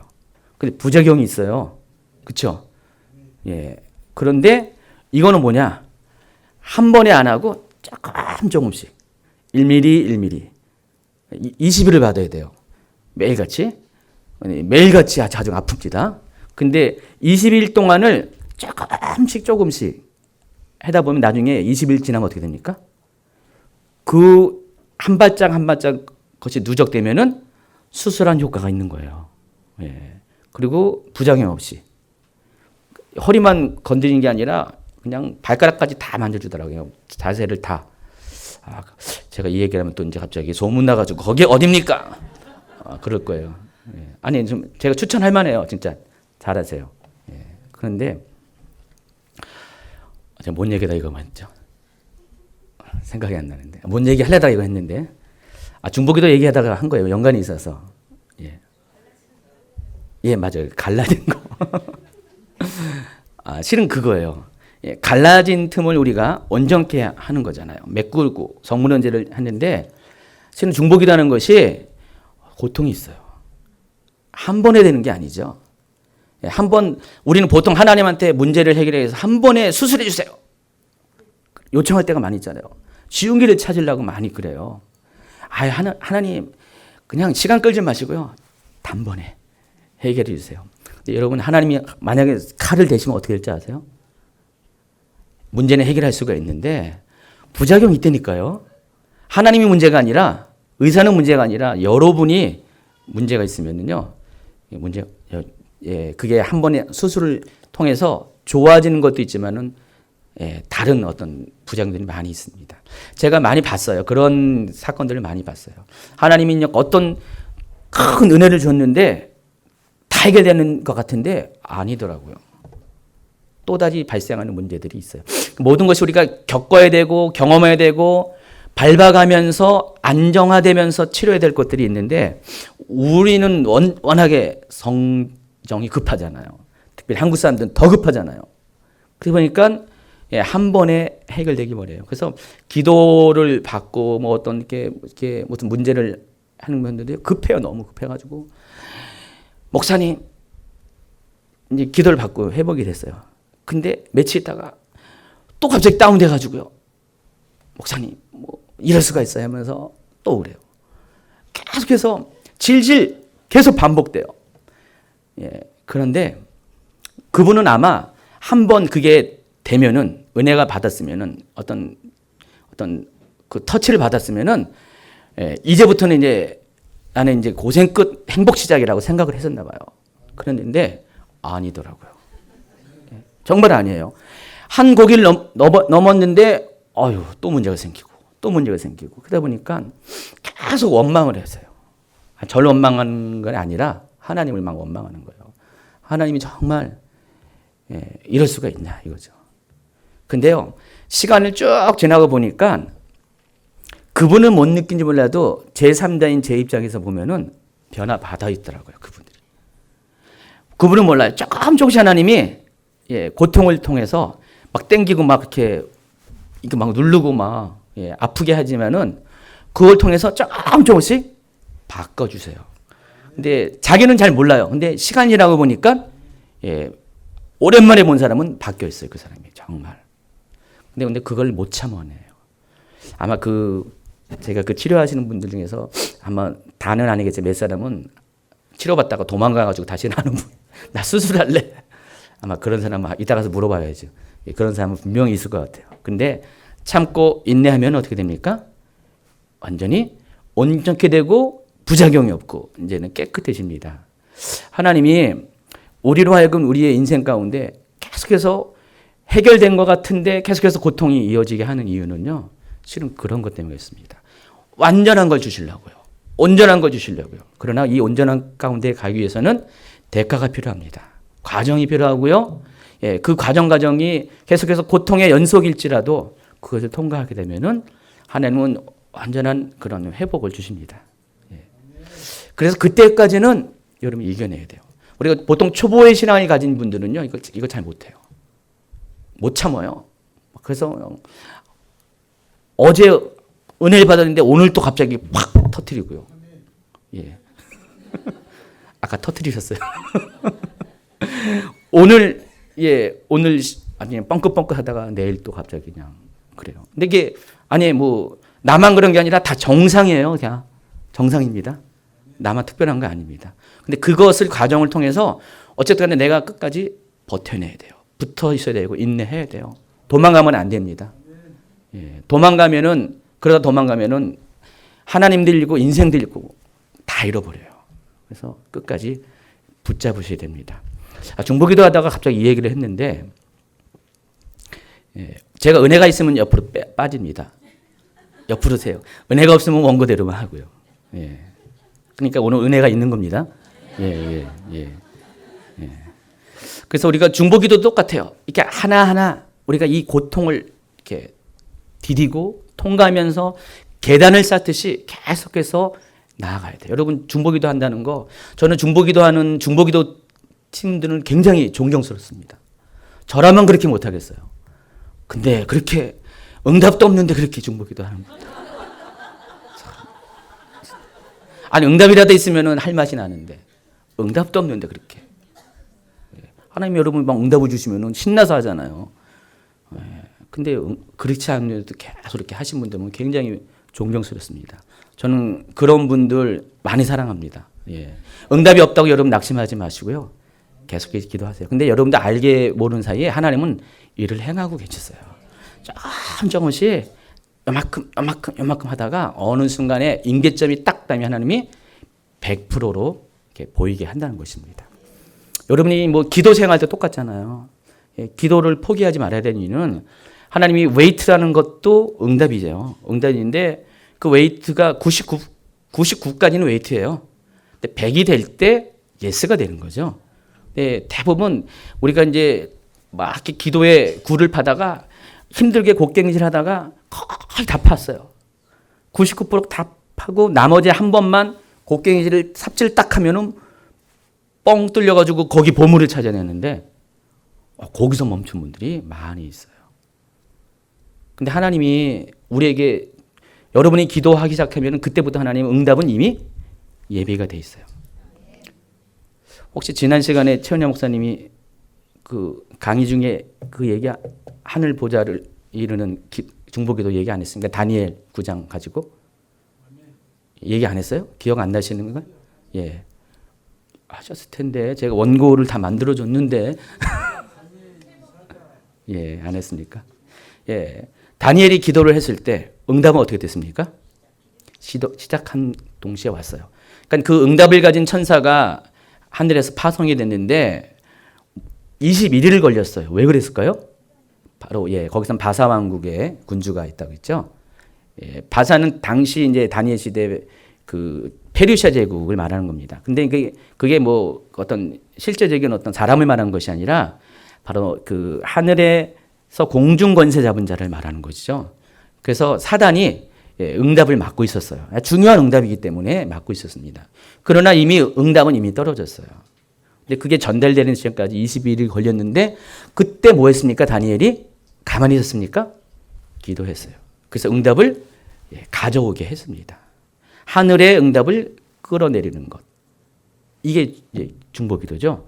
그래서 우리가 이렇게 그거 가지고 이제 다니엘 기도 21일을 하잖아요. 그러니까 여러분 이제 그 기도의 샘플 가지고 기도를 하는데 실제로 기도에 어떤 그 단을 쌓는 시간을 드린다는 거, 어떻게 보면 공이라고 생각한 거, 공을 드린다는 것, 그것이 어떤 우리 어떤 그 일반 토속 신앙처럼 정성을 드린다는 그 개념이 아니라 정말 우리가 끈질기게 기도함으로 인해서 원래 임해야 될, 취해야 될 응답들을 놓치지 않고 받아내는 것이 바로 우리가 이제 그런 기도의 시간, 날짜들이 필요하다는 것입니다. 근데 이것은 영적 전쟁의 차원에서 하는 거예요.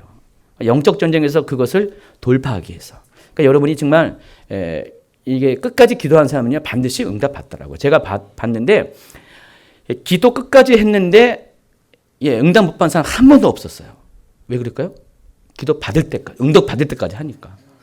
그게 뭐 몇 년이 되든 간에 평생 걸리던 응답 받을 때까지 하니까 반드시 응답 받는 거예요. 100%예요, 이거는. 그럼 여러분이 응답을 못 받았다. 아직 98%, 99%일 수도 있다는 것을 명심하시기 바랍니다. 하나님을 잘못한 게 아시나 여러분이 아직 못 기다린 거죠. 그것을 기도로 풀어내야 돼요. 기도로 뚫어내야 된다는 것입니다. 기도, 중보기도가 서야 될 것이 두 번째가 성벽 위입니다. 그래서 파수꾼 기도. 제가 이 쭉 얘기하면은 처음 들은 얘기처럼 들리는 분들이 있으면은요, 참 은혜입니다.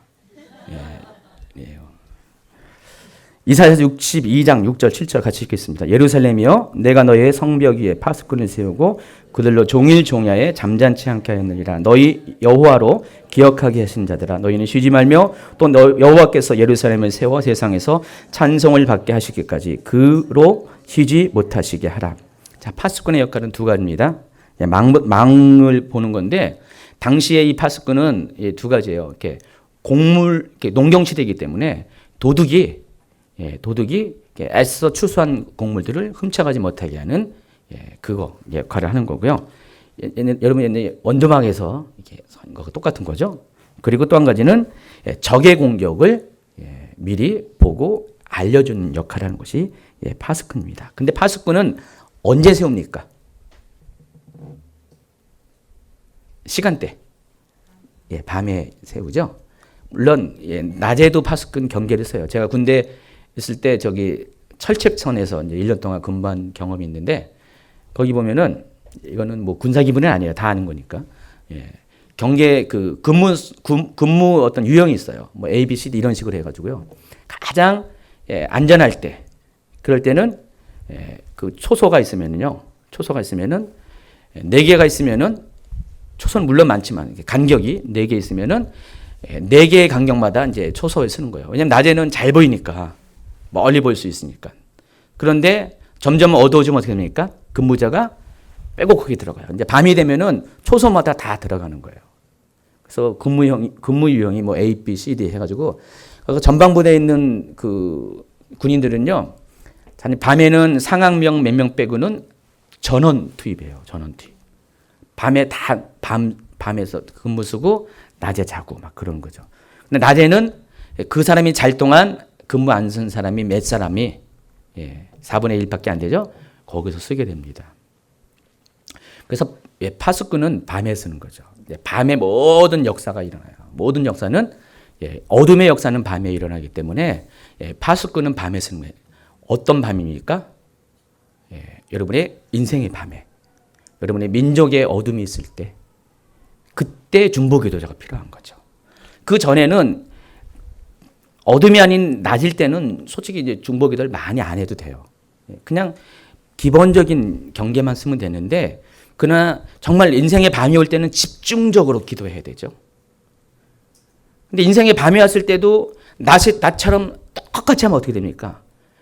반드시 그 파수꾼의 그 결렬된 틈, 공백 가운데 적이 들어오게 돼 있어요. 도둑이 들어오게 돼 있어요. 그래서 여러분이 좀 문제가 있을 때는요, 가만히 있으면 안 돼요. 경계를 촘촘히 해야 돼요.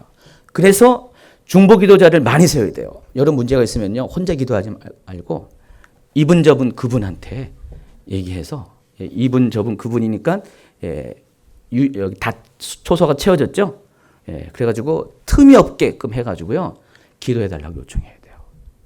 이게 정말 이렇게 영적 전쟁을 아는 사람들이 하는 거예요. 그래서 그분들이 기도할 때 파수꾼이 돼가지고요. 일단 기도를 하게 되면은 어떤 센스가 들어가냐면은 하나님의 계획에 대해서도 또 사단의 계획에 대해서도 어쨌든 하나님 중보기도자에게 알게 하시거든요. 그 중보기도자가 기도할 때 느껴요. 집사님, 내가 기도했는데 주님 주신 마음이 이렇게 기도하대. 기도했는데 이런 문제가 있는 것 같아. 그럼 그걸 가지고 그 틈이 알게 됐으면은 그거 가지고 본인이 이제 기도를 해야 되죠. 그래서 경계를 완벽하게 세워야 돼요. 근데 이 파수꾼 기도를 안 해버리면 어떻게 됩니까? 반드시 그 틈이 생기고 문제가 생기고 그걸로 인해서 여러분의 삶에 인생에 있어서 더 깊은 밤이 올 수가 있어요. 영원히 깨어나지 못하는 밤이 올 수가 있습니다. 그래서 여러분이 항상 이 밤을 맞을 때 잘 하셔야 돼요. 밤만 되면은 더 예민하셔야 돼요. 밤에 모든 역사가 이루어지기 때문에 영적인 세계의 역사는 다 밤에 이루어집니다. 어두울 때. 여러분의 인생의 밤에 다 일어납니다. 그래서 하나님, 우리가 이제 파수꾼은 어떤 삶이냐면 내가 파수꾼이 될 때 나만 못 자는 게 아닙니다. 하나님도 못 참으세요.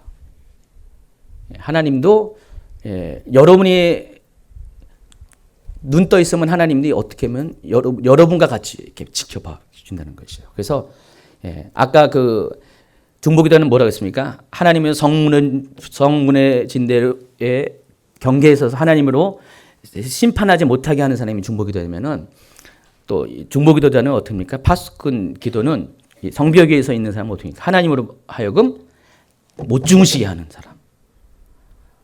그러니까 여러분이 중보기도하면 하나님이 잠을 자고 싶어도 못 주무세요. 물론 하나님은 안 주무시는데 잠을 주무시고 싶어도 시끄러워요. 계속 얘기하니까. 계속 기도를 하니까 안 들을 수가 없잖아요. 하나님도 좀 릴렉스하고 다 하시는데 또 얘기하는 거예요. 밤새도록. 그러니까 하나님이 잠을 못 주무시고 계속 거기에 기도에 들으셔야 되고 계속 주목을 하셔야 됩니다. 여러분 애들도 보면 어떻게 돼요? 계속 졸르는 애들 아주 지겨워가지고 들어주잖아요. 하나님도 크게 다르지 않습니다. 물론 우리가 좀 고급스럽게 애들처럼 그러지 마시고요. 정말 그렇게 하시면은요 하나님이 그렇게 됩니다. 세 번째가 중보기도자가 서야 될 것이 영적 전쟁터에서 서야 됩니다. 중보기도자는 굉장히 이게 솔직히 이거 나를 위해서 기도한 것도 아닌데 내 유익을 기도한 것도 아닌데 이 전쟁터까지 가야 된다는 거 이거 솔직히 내키지 않은 거죠. 근데 어떡합니까? 중보기도 일단 시작했으면 여러분 각오하셔야 돼요. 영적 전쟁터. 왜냐면은 그동안 여러분이 그냥 기도 안 하고 있을 때는 특별히 중보기도 안 할 때는 큰 문제가 없는데 기도하기 시작하면 문제가 더 생겨요. 많이 경험하죠.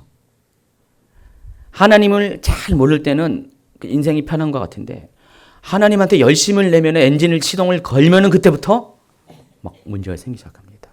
왜냐면은 일단은 중보기도 시작하면은 하나님께 임재 가까이 가기 시작하면은 결론은 뭡니까? 하나님이 주시는 은혜와 복이 열매들이 여러분에게 최종적으로 주어지기 때문에 사단이 어떻게 됩니까? 가만히 있을 수가 없어요. 배가 아파가지고요. 가만히 있을 수가 없기 때문에 반드시 방해를 하게 됩니다. 지금 휴전 상태에 있다가 갑자기 누군가 기도를 딱 하면은 그때부터 적진에서 예민하기 시작합니다. 선전포고라서. 여러분 기도하는 것은 선전포고예요. 가만히 안 있으면 여러분 전쟁이 없어요. 편안해요. 그러나 여러분이 모르는 사이에 어느 시간 지나면은 여러분 다 망해지는데 적이 멀리 들어와서 여러분을 다 무너뜨리는데 일단 여러분이 기도를 시작하면 이제 전쟁이 벌어지는 거예요. 사단이 이제 예민합니다. 우리만 긴장하는 게 아니라 사단도 긴장해요. 여러분 한 가지 생각해야 될 게 문제가 생기면은요 여러분 굉장히 심각하고 긴장하고 그러는데 아닙니다. 우리만큼 사단도 심각한 거예요. 어쩌면 더 심각해요. 왜냐면 자기 결과가 뭔지 알기 때문에 사단은 알잖아요. 결론이 뭔지 알기 때문에 그래서 아주 그냥 최선을 다해가지고 그 결론에 돌아다니지 않도록 막아서는 거예요. 사단은 자기가 실패할 것, 질 것을 알고 있어요. 그러니까 어떤 경우를 통해서 막으려고 기도를 못하게 하는 거죠. 그래서 사단이 이제 여러분이 기도할 때 선전포고가 되기 때문에 그때부터는 가만히 있다가 이제 할 것을 다 하기 시작합니다. 그래서 괴로워요. 힘들어요. 예. 중보기도는 에베소 6장 12절에 보니까 우리의 씨름은 혈과 육에 대한 것이 아니요 정사와 권세와 어둠의 세상 주관자들과 하늘에 있는 악한 영들에게 대함이라 그랬습니다. 여러분 이 중보기도 하는 것은 영적 전쟁이기 때문에 눈에 보이는 세계와는 다른 숨겨진 세계랑 싸우는 건데 그 이야기가 139페이지 넘어갑니다. 다섯 번째 주제 영적 전쟁을 했어요. 중보기도.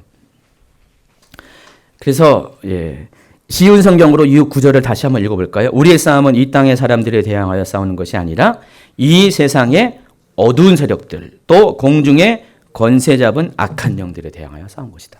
그래서 중보기도는 영적 전쟁이라 했는데 대상이 두 가지입니다. 첫 번째 이 세상의 어둠의 세력들. 쉽게 말하면 이 세상의 어둠의 세력들은 바로 귀신을 말하는 것, 디몬을 말하는 겁니다. 근데 이 디몬은 보통 귀신이라고 얘기하는데 이것은 우두머리가 있죠. 최고 통솔자가 사령관이 누굽니까? 사탄, 마귀. 그래서 이 사탄, 마귀에 해당하는 것이 여기 보니까 공중 권세 잡은 자. 그래서 우리의 싸움은 두 종류입니다. 공중 권세 잡은 마귀. 그리고 그 마귀의 졸개들. 그게 이 세상의 어둠의 세력들입니다. 그 두 가지 영역에서 우리가 싸운다는 것을 여러분이 아셔야 돼요. 귀신하고 싸우는 건 별로 어렵지 않죠. 여러분이 예수님 안에 성도의 권세를 가지고 여러분 귀신들 충분히 제어할 수가 있어요. 근데 이 악한 영, 그러니까 귀신의 단계가 보다 더 높은 단계에 보통 우리가 어떤 개인이나 어떤 가정에 영향을 주는 그 정도의 수준의 그런 어둠의 세력들은 우리도 이제 이겨낼 수가 있어요. 혼자서도 기도하고 혼자서도 영적 전쟁을 치러낼 수가 있는데 그 다음의 단계들부터는요 쉽지가 않습니다. 이 어둠의 세력들도요 위계 질서가 있고요 어떤 권세가 다 다릅니다. 개인 차원에서 또 가계 차원에서 하는 것보다 그 다음 단계가 뭘 것 같아요? 당연히 공동체, 지역이죠. 그래서 여러분 보통 그래서 우리가 지역령이라고 하죠. 지역령. 그리고 어떤 민족을 붙잡고 있는 그런 악한 영이 있죠. 아직은 마귀의 단계는 아니에요. 사단의 단계는 아니에요. 그래서 예전에 보면은 어떤 사람이 뭣도 모르고요. 아주 그냥 그 에너지가 영적 에너지가 넘쳐가지고 막 선교지 가가지고요. 막 그냥 무슨 이방 종교들 거기 가가지고 예수 이름 명하노니 뭐 가령 그게 힌두교는 어디 지역에 가서 무너질지어다 막 그렇게 막 기도도 하고 막 그런 사람이 있어요. 실제 있는 일입니다. 그 인도에 보면은 어디더라? 거기가 힌두교 아주 그냥 좀 세력이 센 데가 있어요. 제가 생각이 안 나는데 바라나시 아니에요. 근데 거기에 이제 힌두교 아주 이제 큰 어떤 신전이 있었는데 어떤 젊은 청년이 이제 단기 선교 가가지고요. 가가지고 이제 믿음이 있으니까 막 가가지고 땅을 밟으면서 그 성전에 가서 막 예수님을 선포했대요. 내가 예수 명하노니 이 지역을 붙잡고 있는 힌두 영은 예수님으로 떠나갈지어다 딱 했는데 갑자기 손이 뻗은 상태에서 이게 안 되는 거예요. 이게 딱 굳어버린 거예요. 나는 이렇게 선포했는데 선포하는 순간에 선전포고가 된 거죠. 그러니까 거기서 가만히 안 있어요. 그러니까 내가 이게 준비가 된 사람이면은 되는데 그 정도의 아주 수천 년 동안 묵어 있는 권세를 가지고 있는 그 영한테 대항하면은요, 그 영이 가만히 있어요? 아닙니다. 요게 코딱지만한 게 진짜로 그런다니까요. 그래가지고 한번 맛 좀 봐라 하면서 이렇게 된 거예요. 이 상태로 며칠 있다가 비행기 탔습니다. 한국에 오니까 괜찮아져요. 어느 전도사님은 홍콩 갔는데 홍콩에 밤에 갔는데 이분도 좀 예민한데 남자분인데 갑자기 어느 이제 갈 데가 없어가지고, 묵을 데가 없어가지고, 홍콩의 밤이 저는 안 가봤는데, 혹시 가본 분 계세요? 홍콩의 밤이 어떤지? 요란스럽습니까? 음란스럽고요? 예. 아시나 봐요, 다들? 근데 어쩔 수 없이 그런 지역에서 이제 묵어야 되기 때문에 호텔에 들어갔는데, 이분은 굉장히 좀 남자분들이 예민해요. 들어가자마자 갑자기 깜짝 놀란 게, 팔이 핏줄 있죠? 핏줄이 갑자기 시커매져가지고요. 완전히 이 팔 자체가 꺼멓게 변한 거예요. 깜짝 놀란 거예요. 눈으로 보이는 거예요. 이렇게. 여러분이 한번 그거 보면 기절하겠죠? 예. 이게 막 하는 거예요. 근데 그 지역에 그런 악한 권세가 있는 거예요. 가지고 그냥 자기도 깜짝 놀랐대요. 몇 년 전에 있었던 일인데. 그래가지고 그 사모님하고 같이 기도하고 어떤 풀어내고 중보기도 했더니 이제 조금씩 낮아가지고 이제 회복이 됐는데 깜짝 놀랐다는 거예요. 실제로 내가 정말 믿음의 사람, 기도의 사람, 성령의 사람이 되면은 그 지역의 영들이 긴장을 해요. 떴다. 누가 떴다. 예. 조심해. 가지고 계속해서 감시자를 보내가지고 일거수 감시하다가 어느 틈이 딱 생기면 그때 가서 공격을 하죠. 그래서 뭐 몸으로 오고요. 어떤 사건으로 사고로 오고 막 그래요. 제가 우리 졸업여행을 얼마 전에 제자훈련팀 졸업여행을 몇 주 전에 갔어요. 근데 너무 다들 가고 싶어가지고 오랜만에 가고 싶은 데 있어가지고 제가 좋은 데 간다고 거기 자중한 좋은 데를 갔어요.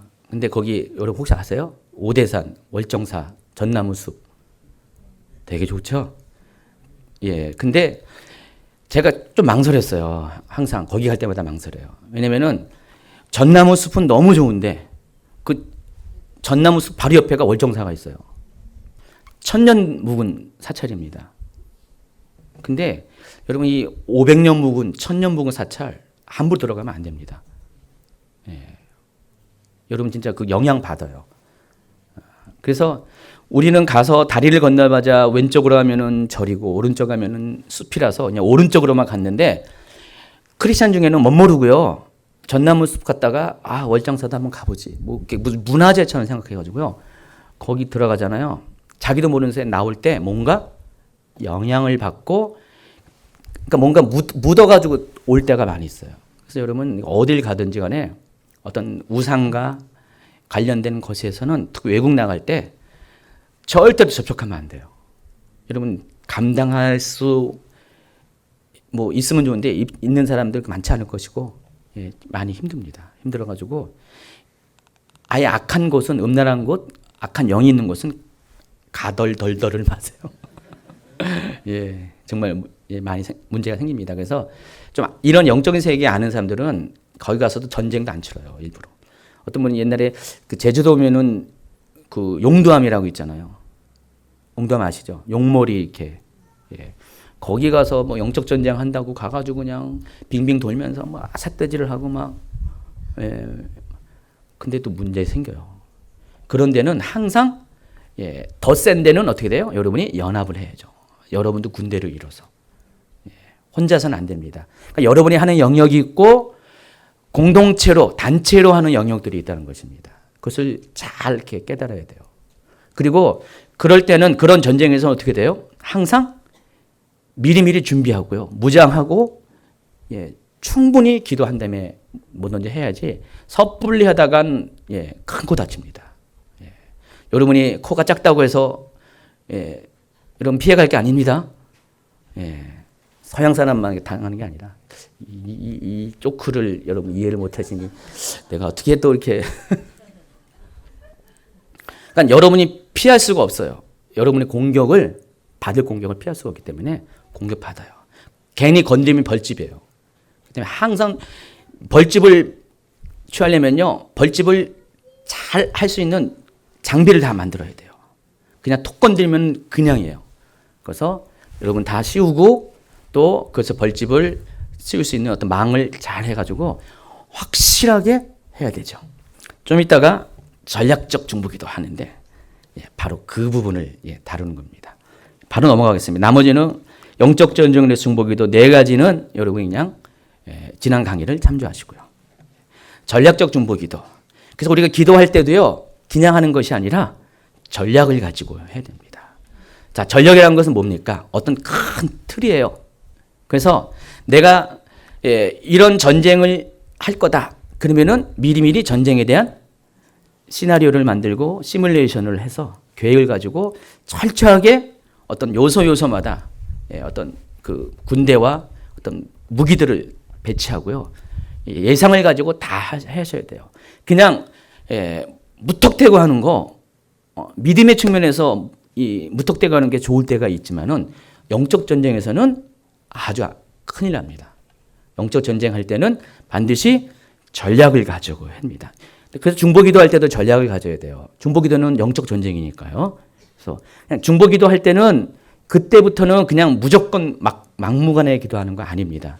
철저하게 어떤 영적인 어떤 도회를 가지고 어떤 상황을 이해하면서 어떤 계획을 가지고 하셔야 됩니다. 그러니까 전략과 그 전술이 또 있는데 전략은 큰 틀이라면은 어떤 목적이라면은 전술은 뭡니까? 방법을 말하는 것이에요.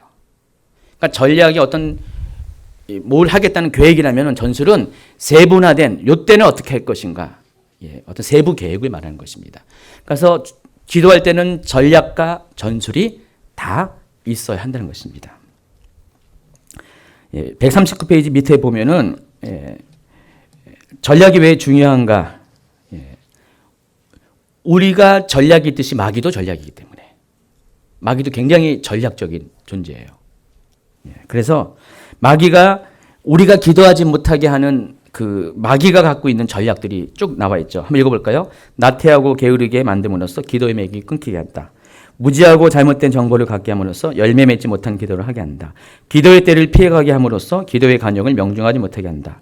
영적인 분별을 못하게 함으로써 기도의 주체를 상실하게 한다. 소극적이고 능력 없는 기도를 하게 함으로써 기도의 목표를 100% 달성하지 못하게 한다. 이게 마귀의 전략이에요. 그러면 우리가 우리의 전략은 어떻게 됩니까? 거꾸로 하면 되죠.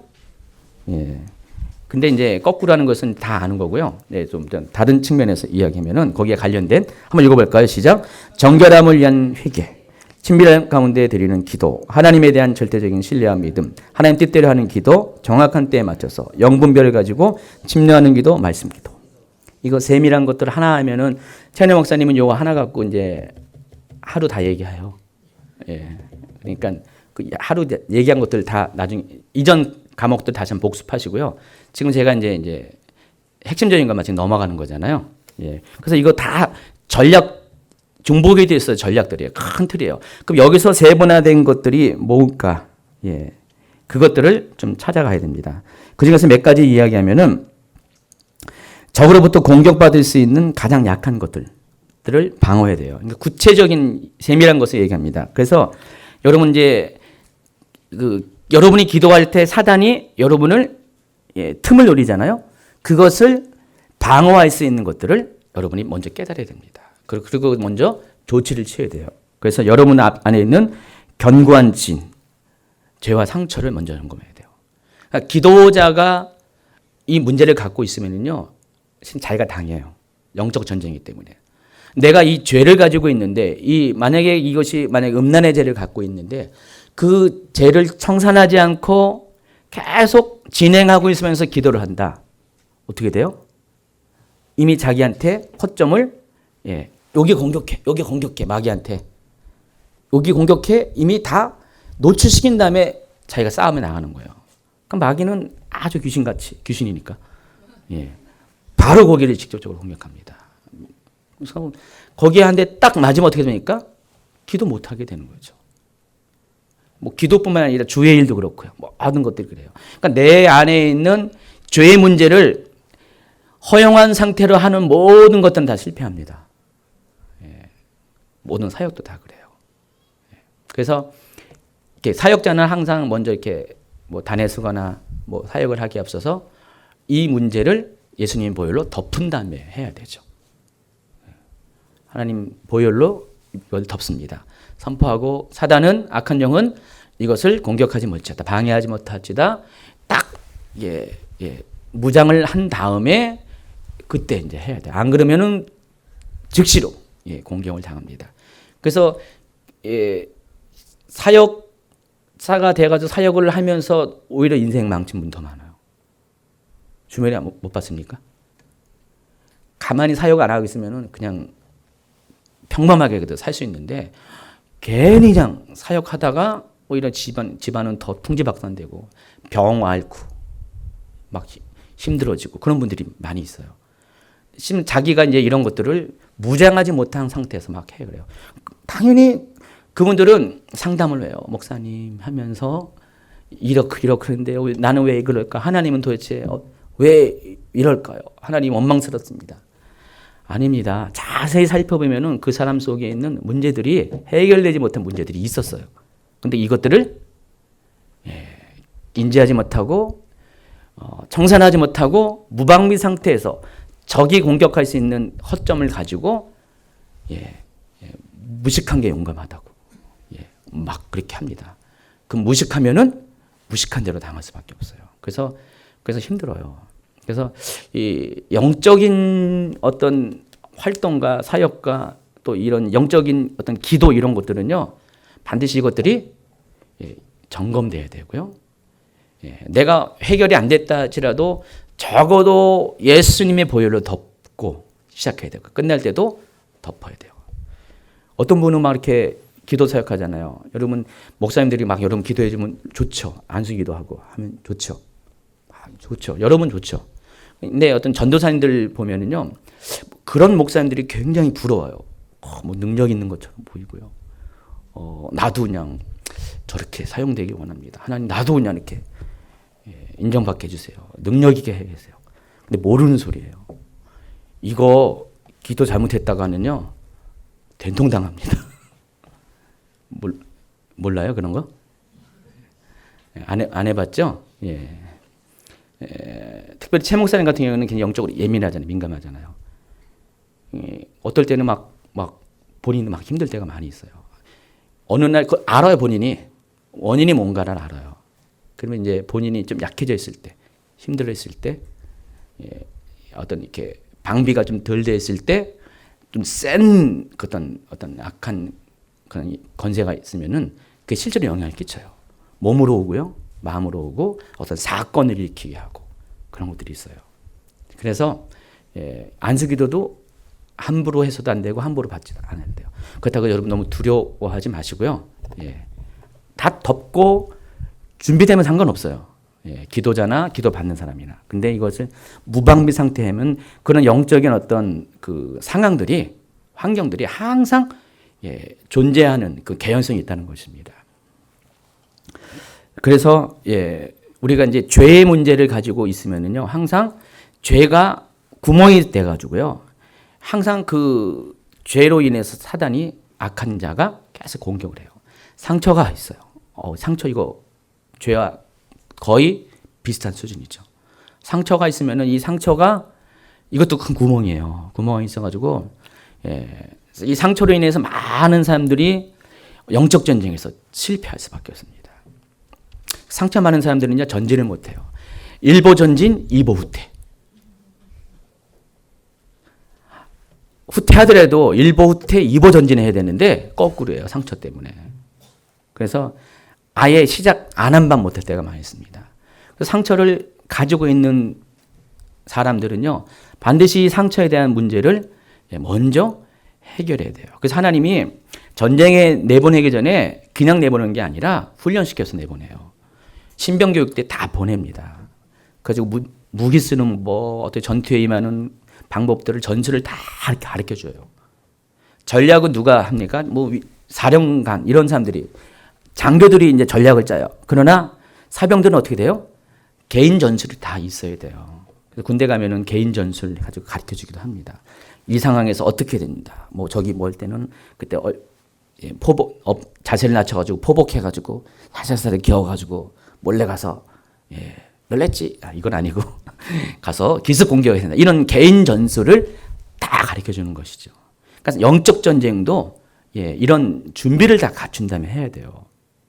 그래서 하나님이 우리에게 이런 것들을 다 준비시킨 다음에 그때 여러분을 사용하시고요. 여러분을 통해서 하나님이 일을 하게 합니다.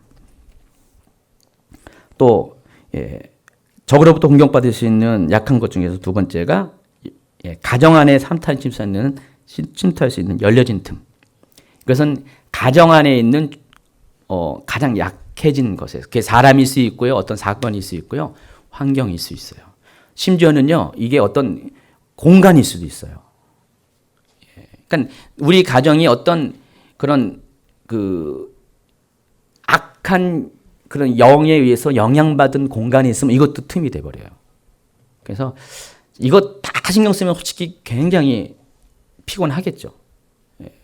저는 그때 피곤하게 안 사는데, 그러나 대충은 알고 있어야 돼요, 여러분이. 이런 것들을. 흐름을 알고 있어야 돼요. 그리고 자신에 속한 공동체에도 경관진이 있습니다. 또 자신의 계획을 노출하지 말 것, 적의 약함을 알고 그것에 대해 집중적으로 여러분 공격하는. 그러니까 내가 약한 것을 알고 적이 공격하면 나도 적이 약한 것을 알고 아픈데 사단이 그잖아요. 우리 아픈데 잠깐만 애들 말로 똑까. 아픈데 똑까. 맞은데 또.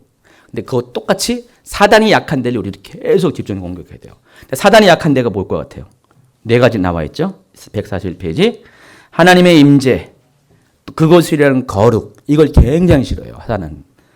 사단은 예수 이름 싫어합니다. 보혈의 능력 싫어합니다. 사단은 반대정신, 그러니까 육적인 자연적인 흐름을 거슬리는 반대정신. 하나님이 주신 성품, 성령의 성품, 그렇게 하는 거 싫어합니다.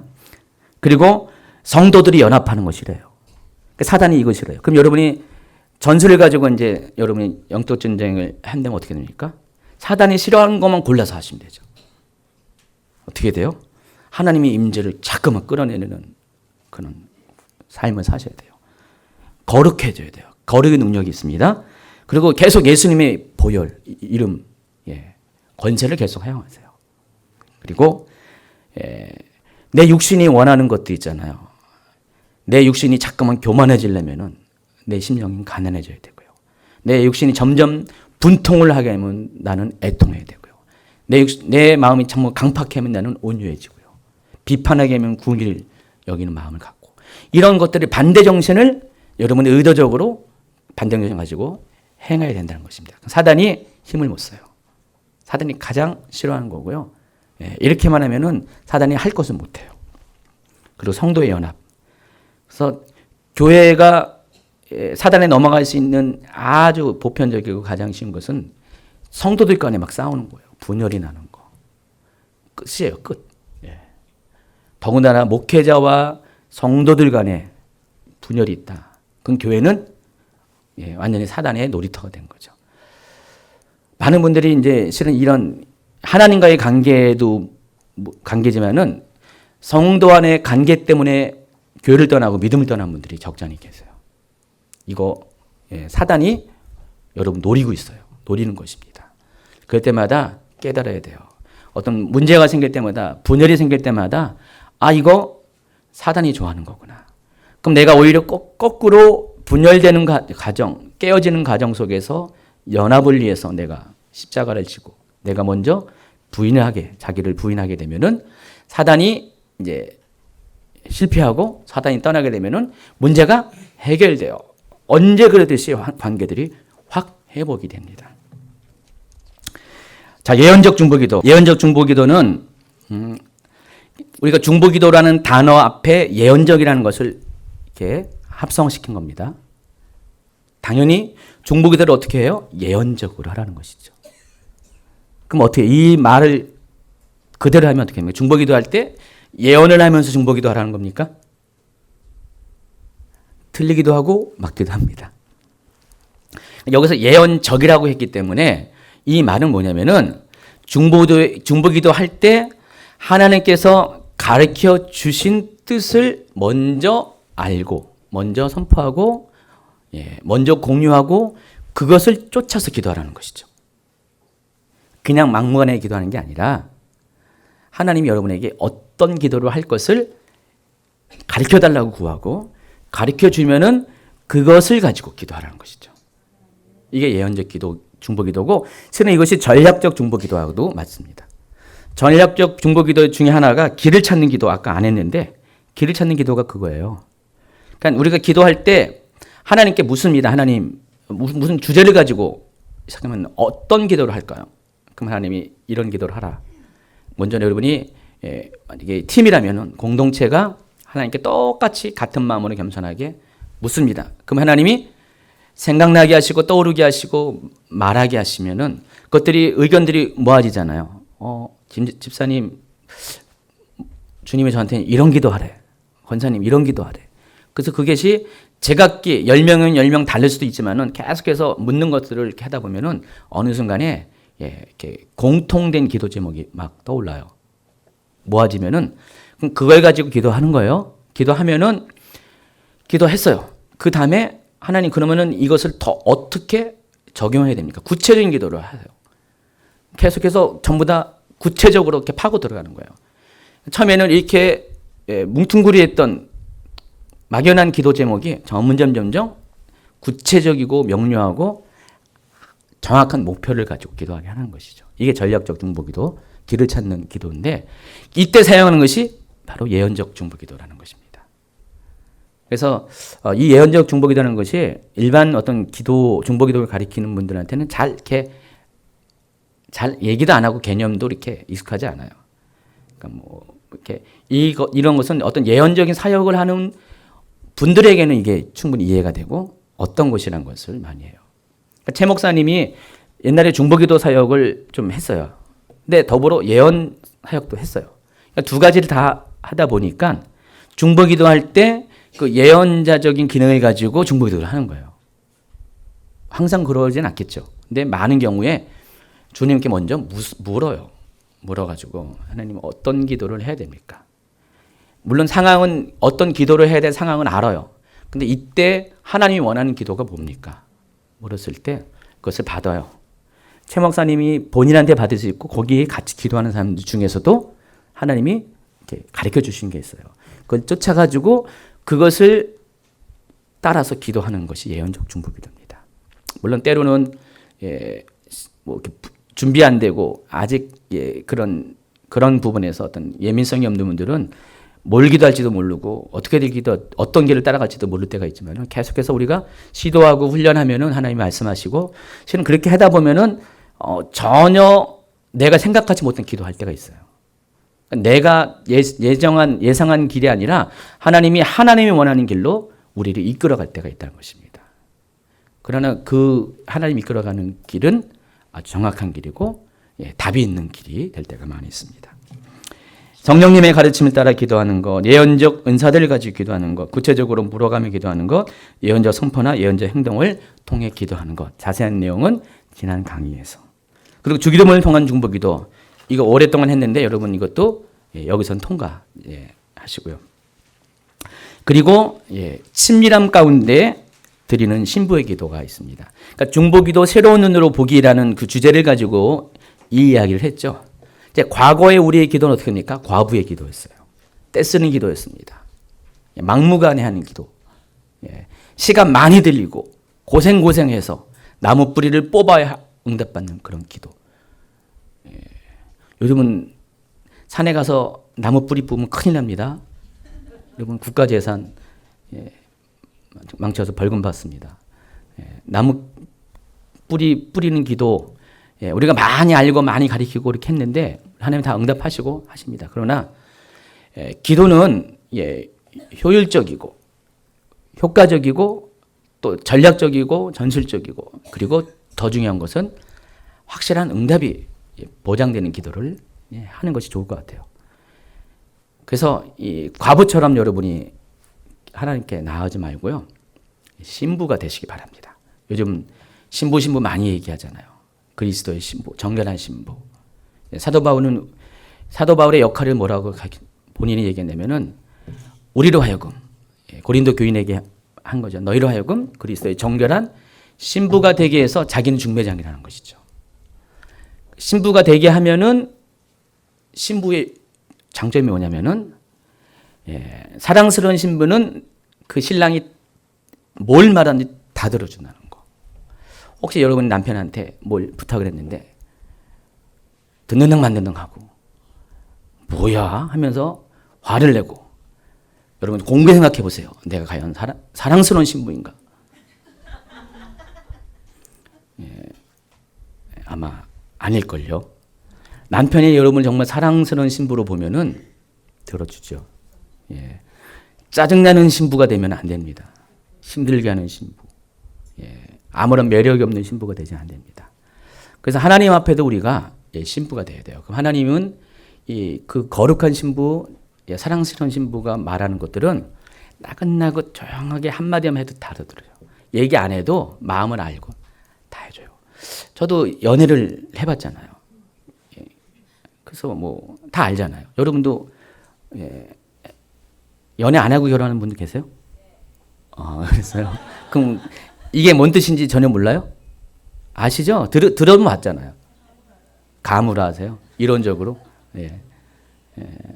실제로 그러더라고요. 정말 이렇게 어느 날 신부가 아주 그냥 사랑스러울 때가 있어요.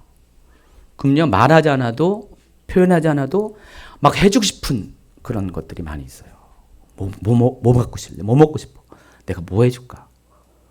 근데 결혼 생활을 하다 보면은 거꾸로가 되죠.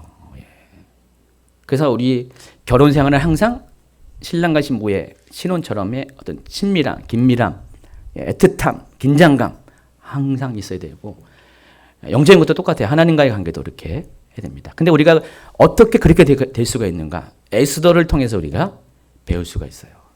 에스더는 신부의 중보기도에 탁월한 모형입니다. 여러 모형들이 있는데, 아마 최 목사님 강의할 때도 에스더 얘기만 했을 거예요. 몇 가지의 모형이 있는데 제가 제목만 달아놨나? 그랬을 거예요. 근데 에스더가 왜 신부의 중보기도에 탁월한 모형이냐면은, 에스더가 아하수에로 왕의 왕비로 간택이 됐는데 후보자가 굉장히 많았습니다. 많았는데 이 에스더는 솔직히 말해서 경쟁력이 떨어지는 후보였어요. 근데 그럼에도 불구하고 최종적인 왕비가 되게 되는 데는 거기에는 분명한 이유가 있었는데, 뭐가 있었냐면은 많은 신부 후보들이 6개월 동안을 어떻게 했습니까? 몸단장을 했잖아요. 그때 당시 그랬어요. 6개월 동안 몸단장을 해가지고요, 완전히 그냥 뭐라고 하죠? 요즘 그런 걸 뭐라 그럽니까? 저는 여자가 아니라서 잘 모르는데, 뭐 그런 어떤 프로그램을 해가지고 몇 개월 동안 이렇게 몸을 이렇게 피부를, 그러니까 결혼할 때도 그냥 신부할 때 뭐 석 달 전부터 그냥 그걸 비싼 돈 주고 하잖아요. 그런 걸 해가지고, 그래서 이제 신랑 앞에 갑니다. 아하수에로 왕한테 가가지고 하룻밤을 머무게 됩니다. 근데 아하수에로 왕이 마음에 안 들면 어떻게 됩니까? 안 부르면 이제 거기는 끝이에요. 옛날 같으면은, 우리 조선시대 같으면은 어떻게 될까요? 일단은 성은을 받으면은, 성은을 받으면 어떻게 됩니까? 딴 데 갈 수 없고, 평생을, 궁궐 속에서 혼자, 진짜 독수공방, 과부가 되는 거죠. 근데 그 중에서 한 사람만이 왕이 됐다 하면은 인정을 받고, 왕과 평생 신랑과 신부가 지냅니다. 에스더가 그랬는데, 근데 다른 모든 후보들은 사람의 방식을 따랐어요. 사람의 노력을 따랐습니다. 그런데 에스더만큼 그러지 않았어요. 어떻게 했습니까? 누구의 인도함을 받았습니까? 넷이 헤게를 통해서. 헤게를 통해서 받았다는 그 의미가 뭐냐면은, 헤게는 그 왕에 대해서 너무나 잘 아는 거예요. 왕이 뭘 좋아하는지, 왕의 취향을 잘 알고. 근데 헤게가 보기에 에스더가 너무 괜찮아, 참해 보였어요. 수많은 후보들이 있었는데 헤게의 마음을 움직였어요. 내가 저 에스더 도와줘야겠다. 참 괜찮다, 저 아가씨. 그래서 헤게가 인도하는 대로, 헤게가 원하는 대로 그런 방식으로 했어요. 그랬더니 어떻게 됩니까? 정말로 가장 왕이 좋아하는 최적의 신부단장을 하고 왕을 만났을 때 아하수에로 왕이 신부로 간택을 한 거죠. 그래서 이제 이미 설명드렸지만, 이 헤게가 우리가 영적으로 어떤 역할을 합니까? 누구라고 그랬습니까? 성령님. 여러분이 신부단장 하려면 성령님을 쫓아가야 돼요. 성령님은 하나님에 대해서 너무너무 무지막지하게 잘하시는 분이에요. 왜냐하면 하나님 자신이니까. 성령님이 인도하는 대로 하다 보면은 여러분 하나님이 정말 원하시는 대로 여러분이 신부 단장이 되어진다는 것입니다. 그런 상태에서 거룩한 신부가 되고 정결한 신부가 되고 예쁜 신부가 되고 사랑 신부가 돼가지고 한마디만 근데 하나님 그러면 알아 다 들어주시는 거죠. 여러분 혹시 여러분의 신랑한테 남편한테 혹시 그런 아주 존귀한 대접을 받고 계신 분들은 이 말 뜻이 뭔지 잘 알죠? 예. 이 말 뜻을 지금 이해를 못한 분들 지금도 못하는 분들은 전혀 그런 경험이 나와는 상관없는 딴 옆 동네 얘기라는 것을 스스로 증명하는 겁니다. 다 이해하시죠? 한번 손 들어볼까요? 예, 몇 사람 안 드시네요. 여기까지가 이제 모든 지난까지의 과정을 다 얘기했고요. 마지막으로 한 가지가 안 다른 것이 중보기도는 천국의 문을 여는 열쇠다. 우리 마태복음 16장 18절 19절 143페이지 읽어볼까 시작. 또 내가 네게 이르노니 너는 베드로라. 내가 이 반석 위에 네 교회를 세우리니 음부의 권세가 이기지 못하리라. 내가 천국 열쇠를 네게 주리니 내가 땅에서 무엇이든지 매면 하늘에서도 매일 것이요 내가 땅에서 무엇이든지 풀면 하늘에서도 풀리리라 하시고. 자, 이 중보기도에 관한 아주 중요한 핵심을 담은 성경 기절이 여기 있습니다. 자, 이 대답은 어떤 상황 가운데 나온 겁니까?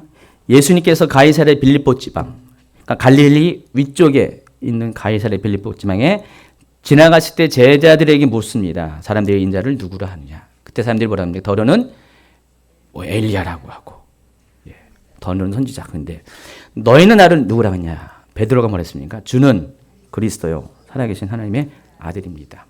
여러분이야 뭐 이게 당연한 것이라 하겠지만은 그때 당시에 베드로의 이 고백은 당연한 건 아니었죠. 아주 성령께서 주시는 아주 핵심 정답이었습니다. 그러면서 이 이야기를 하십니다. 이야기하시면서 천국 열쇠에 대해서 이야기합니다. 근데 천국 열쇠에 대해서 말이 많아요. 근데 그래서 카톨릭 같은 경우는 천국 열쇠를 누가 갖고 있습니까? 베드로가. 예수님이 베드로에게 줬다. 했잖아요. 문자적으로 내가 천국 열쇠를 내게 주리니. 그래서 베드로의 후계자가 누구라고요? 교황. 그래서 카톨릭이 천국 문을 여는 그런 열쇠를 갖고 있다고 그렇게 얘기합니다. 정답일까요? 예. 또 어떤 사람들은 이 천국 열쇠를 가리켜서 예수님의 재림과 관련 천년왕국 기간 동안의 세상을 통치할 성도들로 봅니다. 그러니까 천년왕국에 있는 성도들, 그 사람들이 천국 열쇠를 갖고 있다. 셋째는 크리스찬 모델을 가리킵니다. 야, 여러분 이 셋 중에서 뭐가 맞을 것 같아요? 1번은 당연히 아니고 끝났고요. 천국 열쇠는 누가 갖고 있어요? 여지껏 배웠잖아요. 물론 기본적으로 크리스찬 다 갖고 있죠. 근데 아주 보다 확실하게 누가 갖고 있습니다라고 자신 있게 말하는 누구가 가질 것 같아요? 중보기도자. 중보기도자는 풀고 맺는 그런 사람이기 때문에 그래요. 어떻게 확신할 수 있냐? 마태복음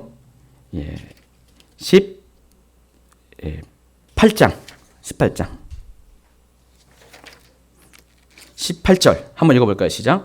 진실로 너희에게 이르노니 무엇이든지 너희가 땅에서 매면 하늘에서 매일 것이요 무엇이든지 땅에서 풀면 하늘에서 풀리리라. 똑같은 얘기가 나와 있어요. 성경에서 똑같은 얘기가 반복되어 있다. 중요한 거예요. 여러분 공부할 때 옛날에 중요한 거는 반복하고 밑줄 짝 이렇게 하잖아요. 그래서 제가 밑줄 짝 해놨잖아요. 똑같은 얘기가 16장에 있는 얘기가 18장에도 똑같이 반복되어 있습니다. 근데 이 18장의 주제가 뭔지 아세요? 천국에서 누가 큽니까? 그 질문에 대한 답 가운데 중간에 갑자기 삽입된 겁니다. 어떤 사람은 이 18장 전체를 한 통으로 보지 않고 각각 개별적인 주제로 보는 분도 있지만 실은 아닙니다. 18장은 한 이야기를 다루고 있는데 그것은 천국에서 누가 큰 사람이니까라는 주제를 다루는 것으로 결론은 뭐냐? 천국에 누가 큽니까? 용서하는 자. 그래서 23절부터 35절까지는 그 1만 달란트 빚진 자의 비유를 통해서 결론을 그렇게 맺습니다. 천국에서 누가 큽니까? 용서하는 자. 근데 용서하는 자가 천국에서 큰 이유가 뭡니까? 네, 그 사람은 하나님의 마음을 알기 때문에. 하나님의 마음을, 그러니까 1만 달란트 빚진 사람은 하나님의 마음을 몰랐어요. 그렇기 때문에 어떻게 해요? 100데나리온 빚진 자를 용서를 받았음에도 불구하고 잡아 끌어가지고 빚을 받아서 갚으려고 그랬죠. 정말로 하나님의 용서를 경험한 사람은 하나님의 마음을 알아요. 그것이 하나님의, 긍휼이 하나님의 뜻이라는 것을 알아요. 그래서 천국에서 가장 큰 사람은 용서를 행하는 사람인데 그 용서를 행할 수 있는 근거가 하나님의 마음을, 뜻을 알았기 때문에 그렇다는 것이죠. 자, 그렇다면은 우리가 하나님의 마음과 뜻을 안 사람이 할 수 있는 가장 최고의 그런 용서 행위가 뭔지 아세요? 근데 이것을 이해하려면요, 그 앞에 1절부터 쭉 이렇게 나와가지고 작은 아이부터 소자부터 해가지고 또 한 마리 잃어버린 양의 비유, 그리고 또 너희 중에 형제 중에서 죄를 범할 때 그런 얘기를 쭉 다 거쳐가면서 여러분이 이해를 해야 돼요. 제자 훈련하는 분들은 이걸 알아요. 근데 여러분 제자 훈련 안 한 분들은 제가 지금 설명을 다 못하고요. 근데 그 결론이 뭐냐면은 어떻게 우리가 가장 큰 용서를 할 수 있냐? 실은 이미 다 포기하고 다 이제는 더 이상 너는 안 되라고 하는 그 사람을 위해서 할 수 있는 가장 최후의 최선의 것이 뭐냐면은 중보기도 하는 거거든요. 용서를 다 했어요. 근데도 또 문제를 일으키고 또 해요. 근데도 성경에서는 그런 사람은 아예 버리고 이방인처럼 세리처럼 여기라고 했는데 그 다음에 이 이야기가 나오는 거예요. 그러면서 하는 것이 중보기도 하는 것이에요. 그를 위해서. 잃어버린 자를 위해서, 또 형제 중에 죄 지는 자를 위해서 중보기도 하게 되면은 하나님은 그 중보기도를 통해서 땅에서 풀면 하늘에서 풀어줄 것이고 땅에서 매면은 하늘에서 매리게 합니다. 무엇을 풀 것 같아요? 무엇을 맬 것 같아요? 여러 가지 이야기 있었지만은 사단의 속박으로부터 여러분을 자유케 합니다. 모든 저주로부터 그것을 자유케 하는 그 여는 그런 능력이 있을 것이고요. 또 여러분을 공격하고 힘들게 하는 모든 사단의 그런 저주, 이런 것들을 막아서는 것들, 하늘의 것은 풀어내고 사단의 것을 막아내는 그런 것들을 중보기도로 풀어낼 수가 있다는 것입니다. 근데 이것을 아무나 하는 것이 아니라 하나님의 마음과 뜻을 아는 사람만이 할 수 있는 거고, 그리고 그런 사람이 이 중보기도를 통해서 그런 어떤 것들을 행할 때 정말로 천국에서 하나님은 이런 삶에서 가장 큰 사람이라고, 큰 상급으로 여긴다는 것입니다. 그래서 여러분 중보기도자는요, 따지고 보면요, 하나님 나라 갈 때 굉장히 인정받는 사람이죠. 나를 위해서 기도한 거 아니고 남을 위해서. 그냥 보통 기도한 게 대가를 치르면서, 전쟁을 치르면서, 성벽 잠도 안 자면서 기도하면서요, 결련된 팀에서 기도하면서, 그리고 결국 어떻게 됩니까? 얻은 그런 그 포기되어진 것들을 위해서 완전히 자기가 중보기도를 통해서 다 풀어내고 엮어내는 그런 역할을 하는 사람. 하나님의 마음을 알지 못하면, 하나님의 성품을 알지 못하면 무너진 데를 막았을 자를 찾기를 위해서 오늘도 분주하게 찾아보시는 그 하나님의 그 애절함을 알지 못한 사람은, 알지 못해서는 할 수가 없기 때문에, 그래서 하나님이 그렇잖아요. 내 마음을 알아주니까 마음과 마음이 통하는 거잖아요. 이런 사람을 가장 천국에서 귀하게 여긴다는 것입니다. 여러분이 이런 사람이 되기 위해서 부름받기 위해서 지금 중보기도 학교를 그동안 쭉 해왔습니다. 이제 오늘 마감합니다. 마감하면서 어때요? 중보기도가 한마디로 얘기하면은 다 해결될 것 같은데 이런 과정들을, 내용들을 쭉 통해서 보면은 실은 우리가 한 땀 한 땀, 그렇죠? 한 바늘 한 바늘 이렇게 경험하고 느껴가면서 계속 만들어가는, 세워지는 이 과정을 통해서 우리는 조금씩 하나님의 마음을 알아가는 사람은 바뀌고요. 어느 정도 시간이 되어서 하나님의 마음을 다 알게 될 때 비로소 여러분은 정말 하나님이 여러분을 통해서 일하시게 하는, 여러분을 통해서 정말 하나님의 역사를 이루게 하는 아주 위대한 대단한 사람이 됩니다. 그때 하나님 여러분 다 사용하세요. 다 사용하시고요. 지금은 내가 별거 아닌 것 같은데 여러분 가장 좋은 길은 중보 기도자가 한번 되어보십시오. 하나님은 딴 사람은 몰라도 중보 기도자는 인정하시고요. 중보 기도자 말은 다 들어주시고요. 중보 기도자를 통해서 하나님은 일하시기를 좋아하십니다. 기도로 마칩니다.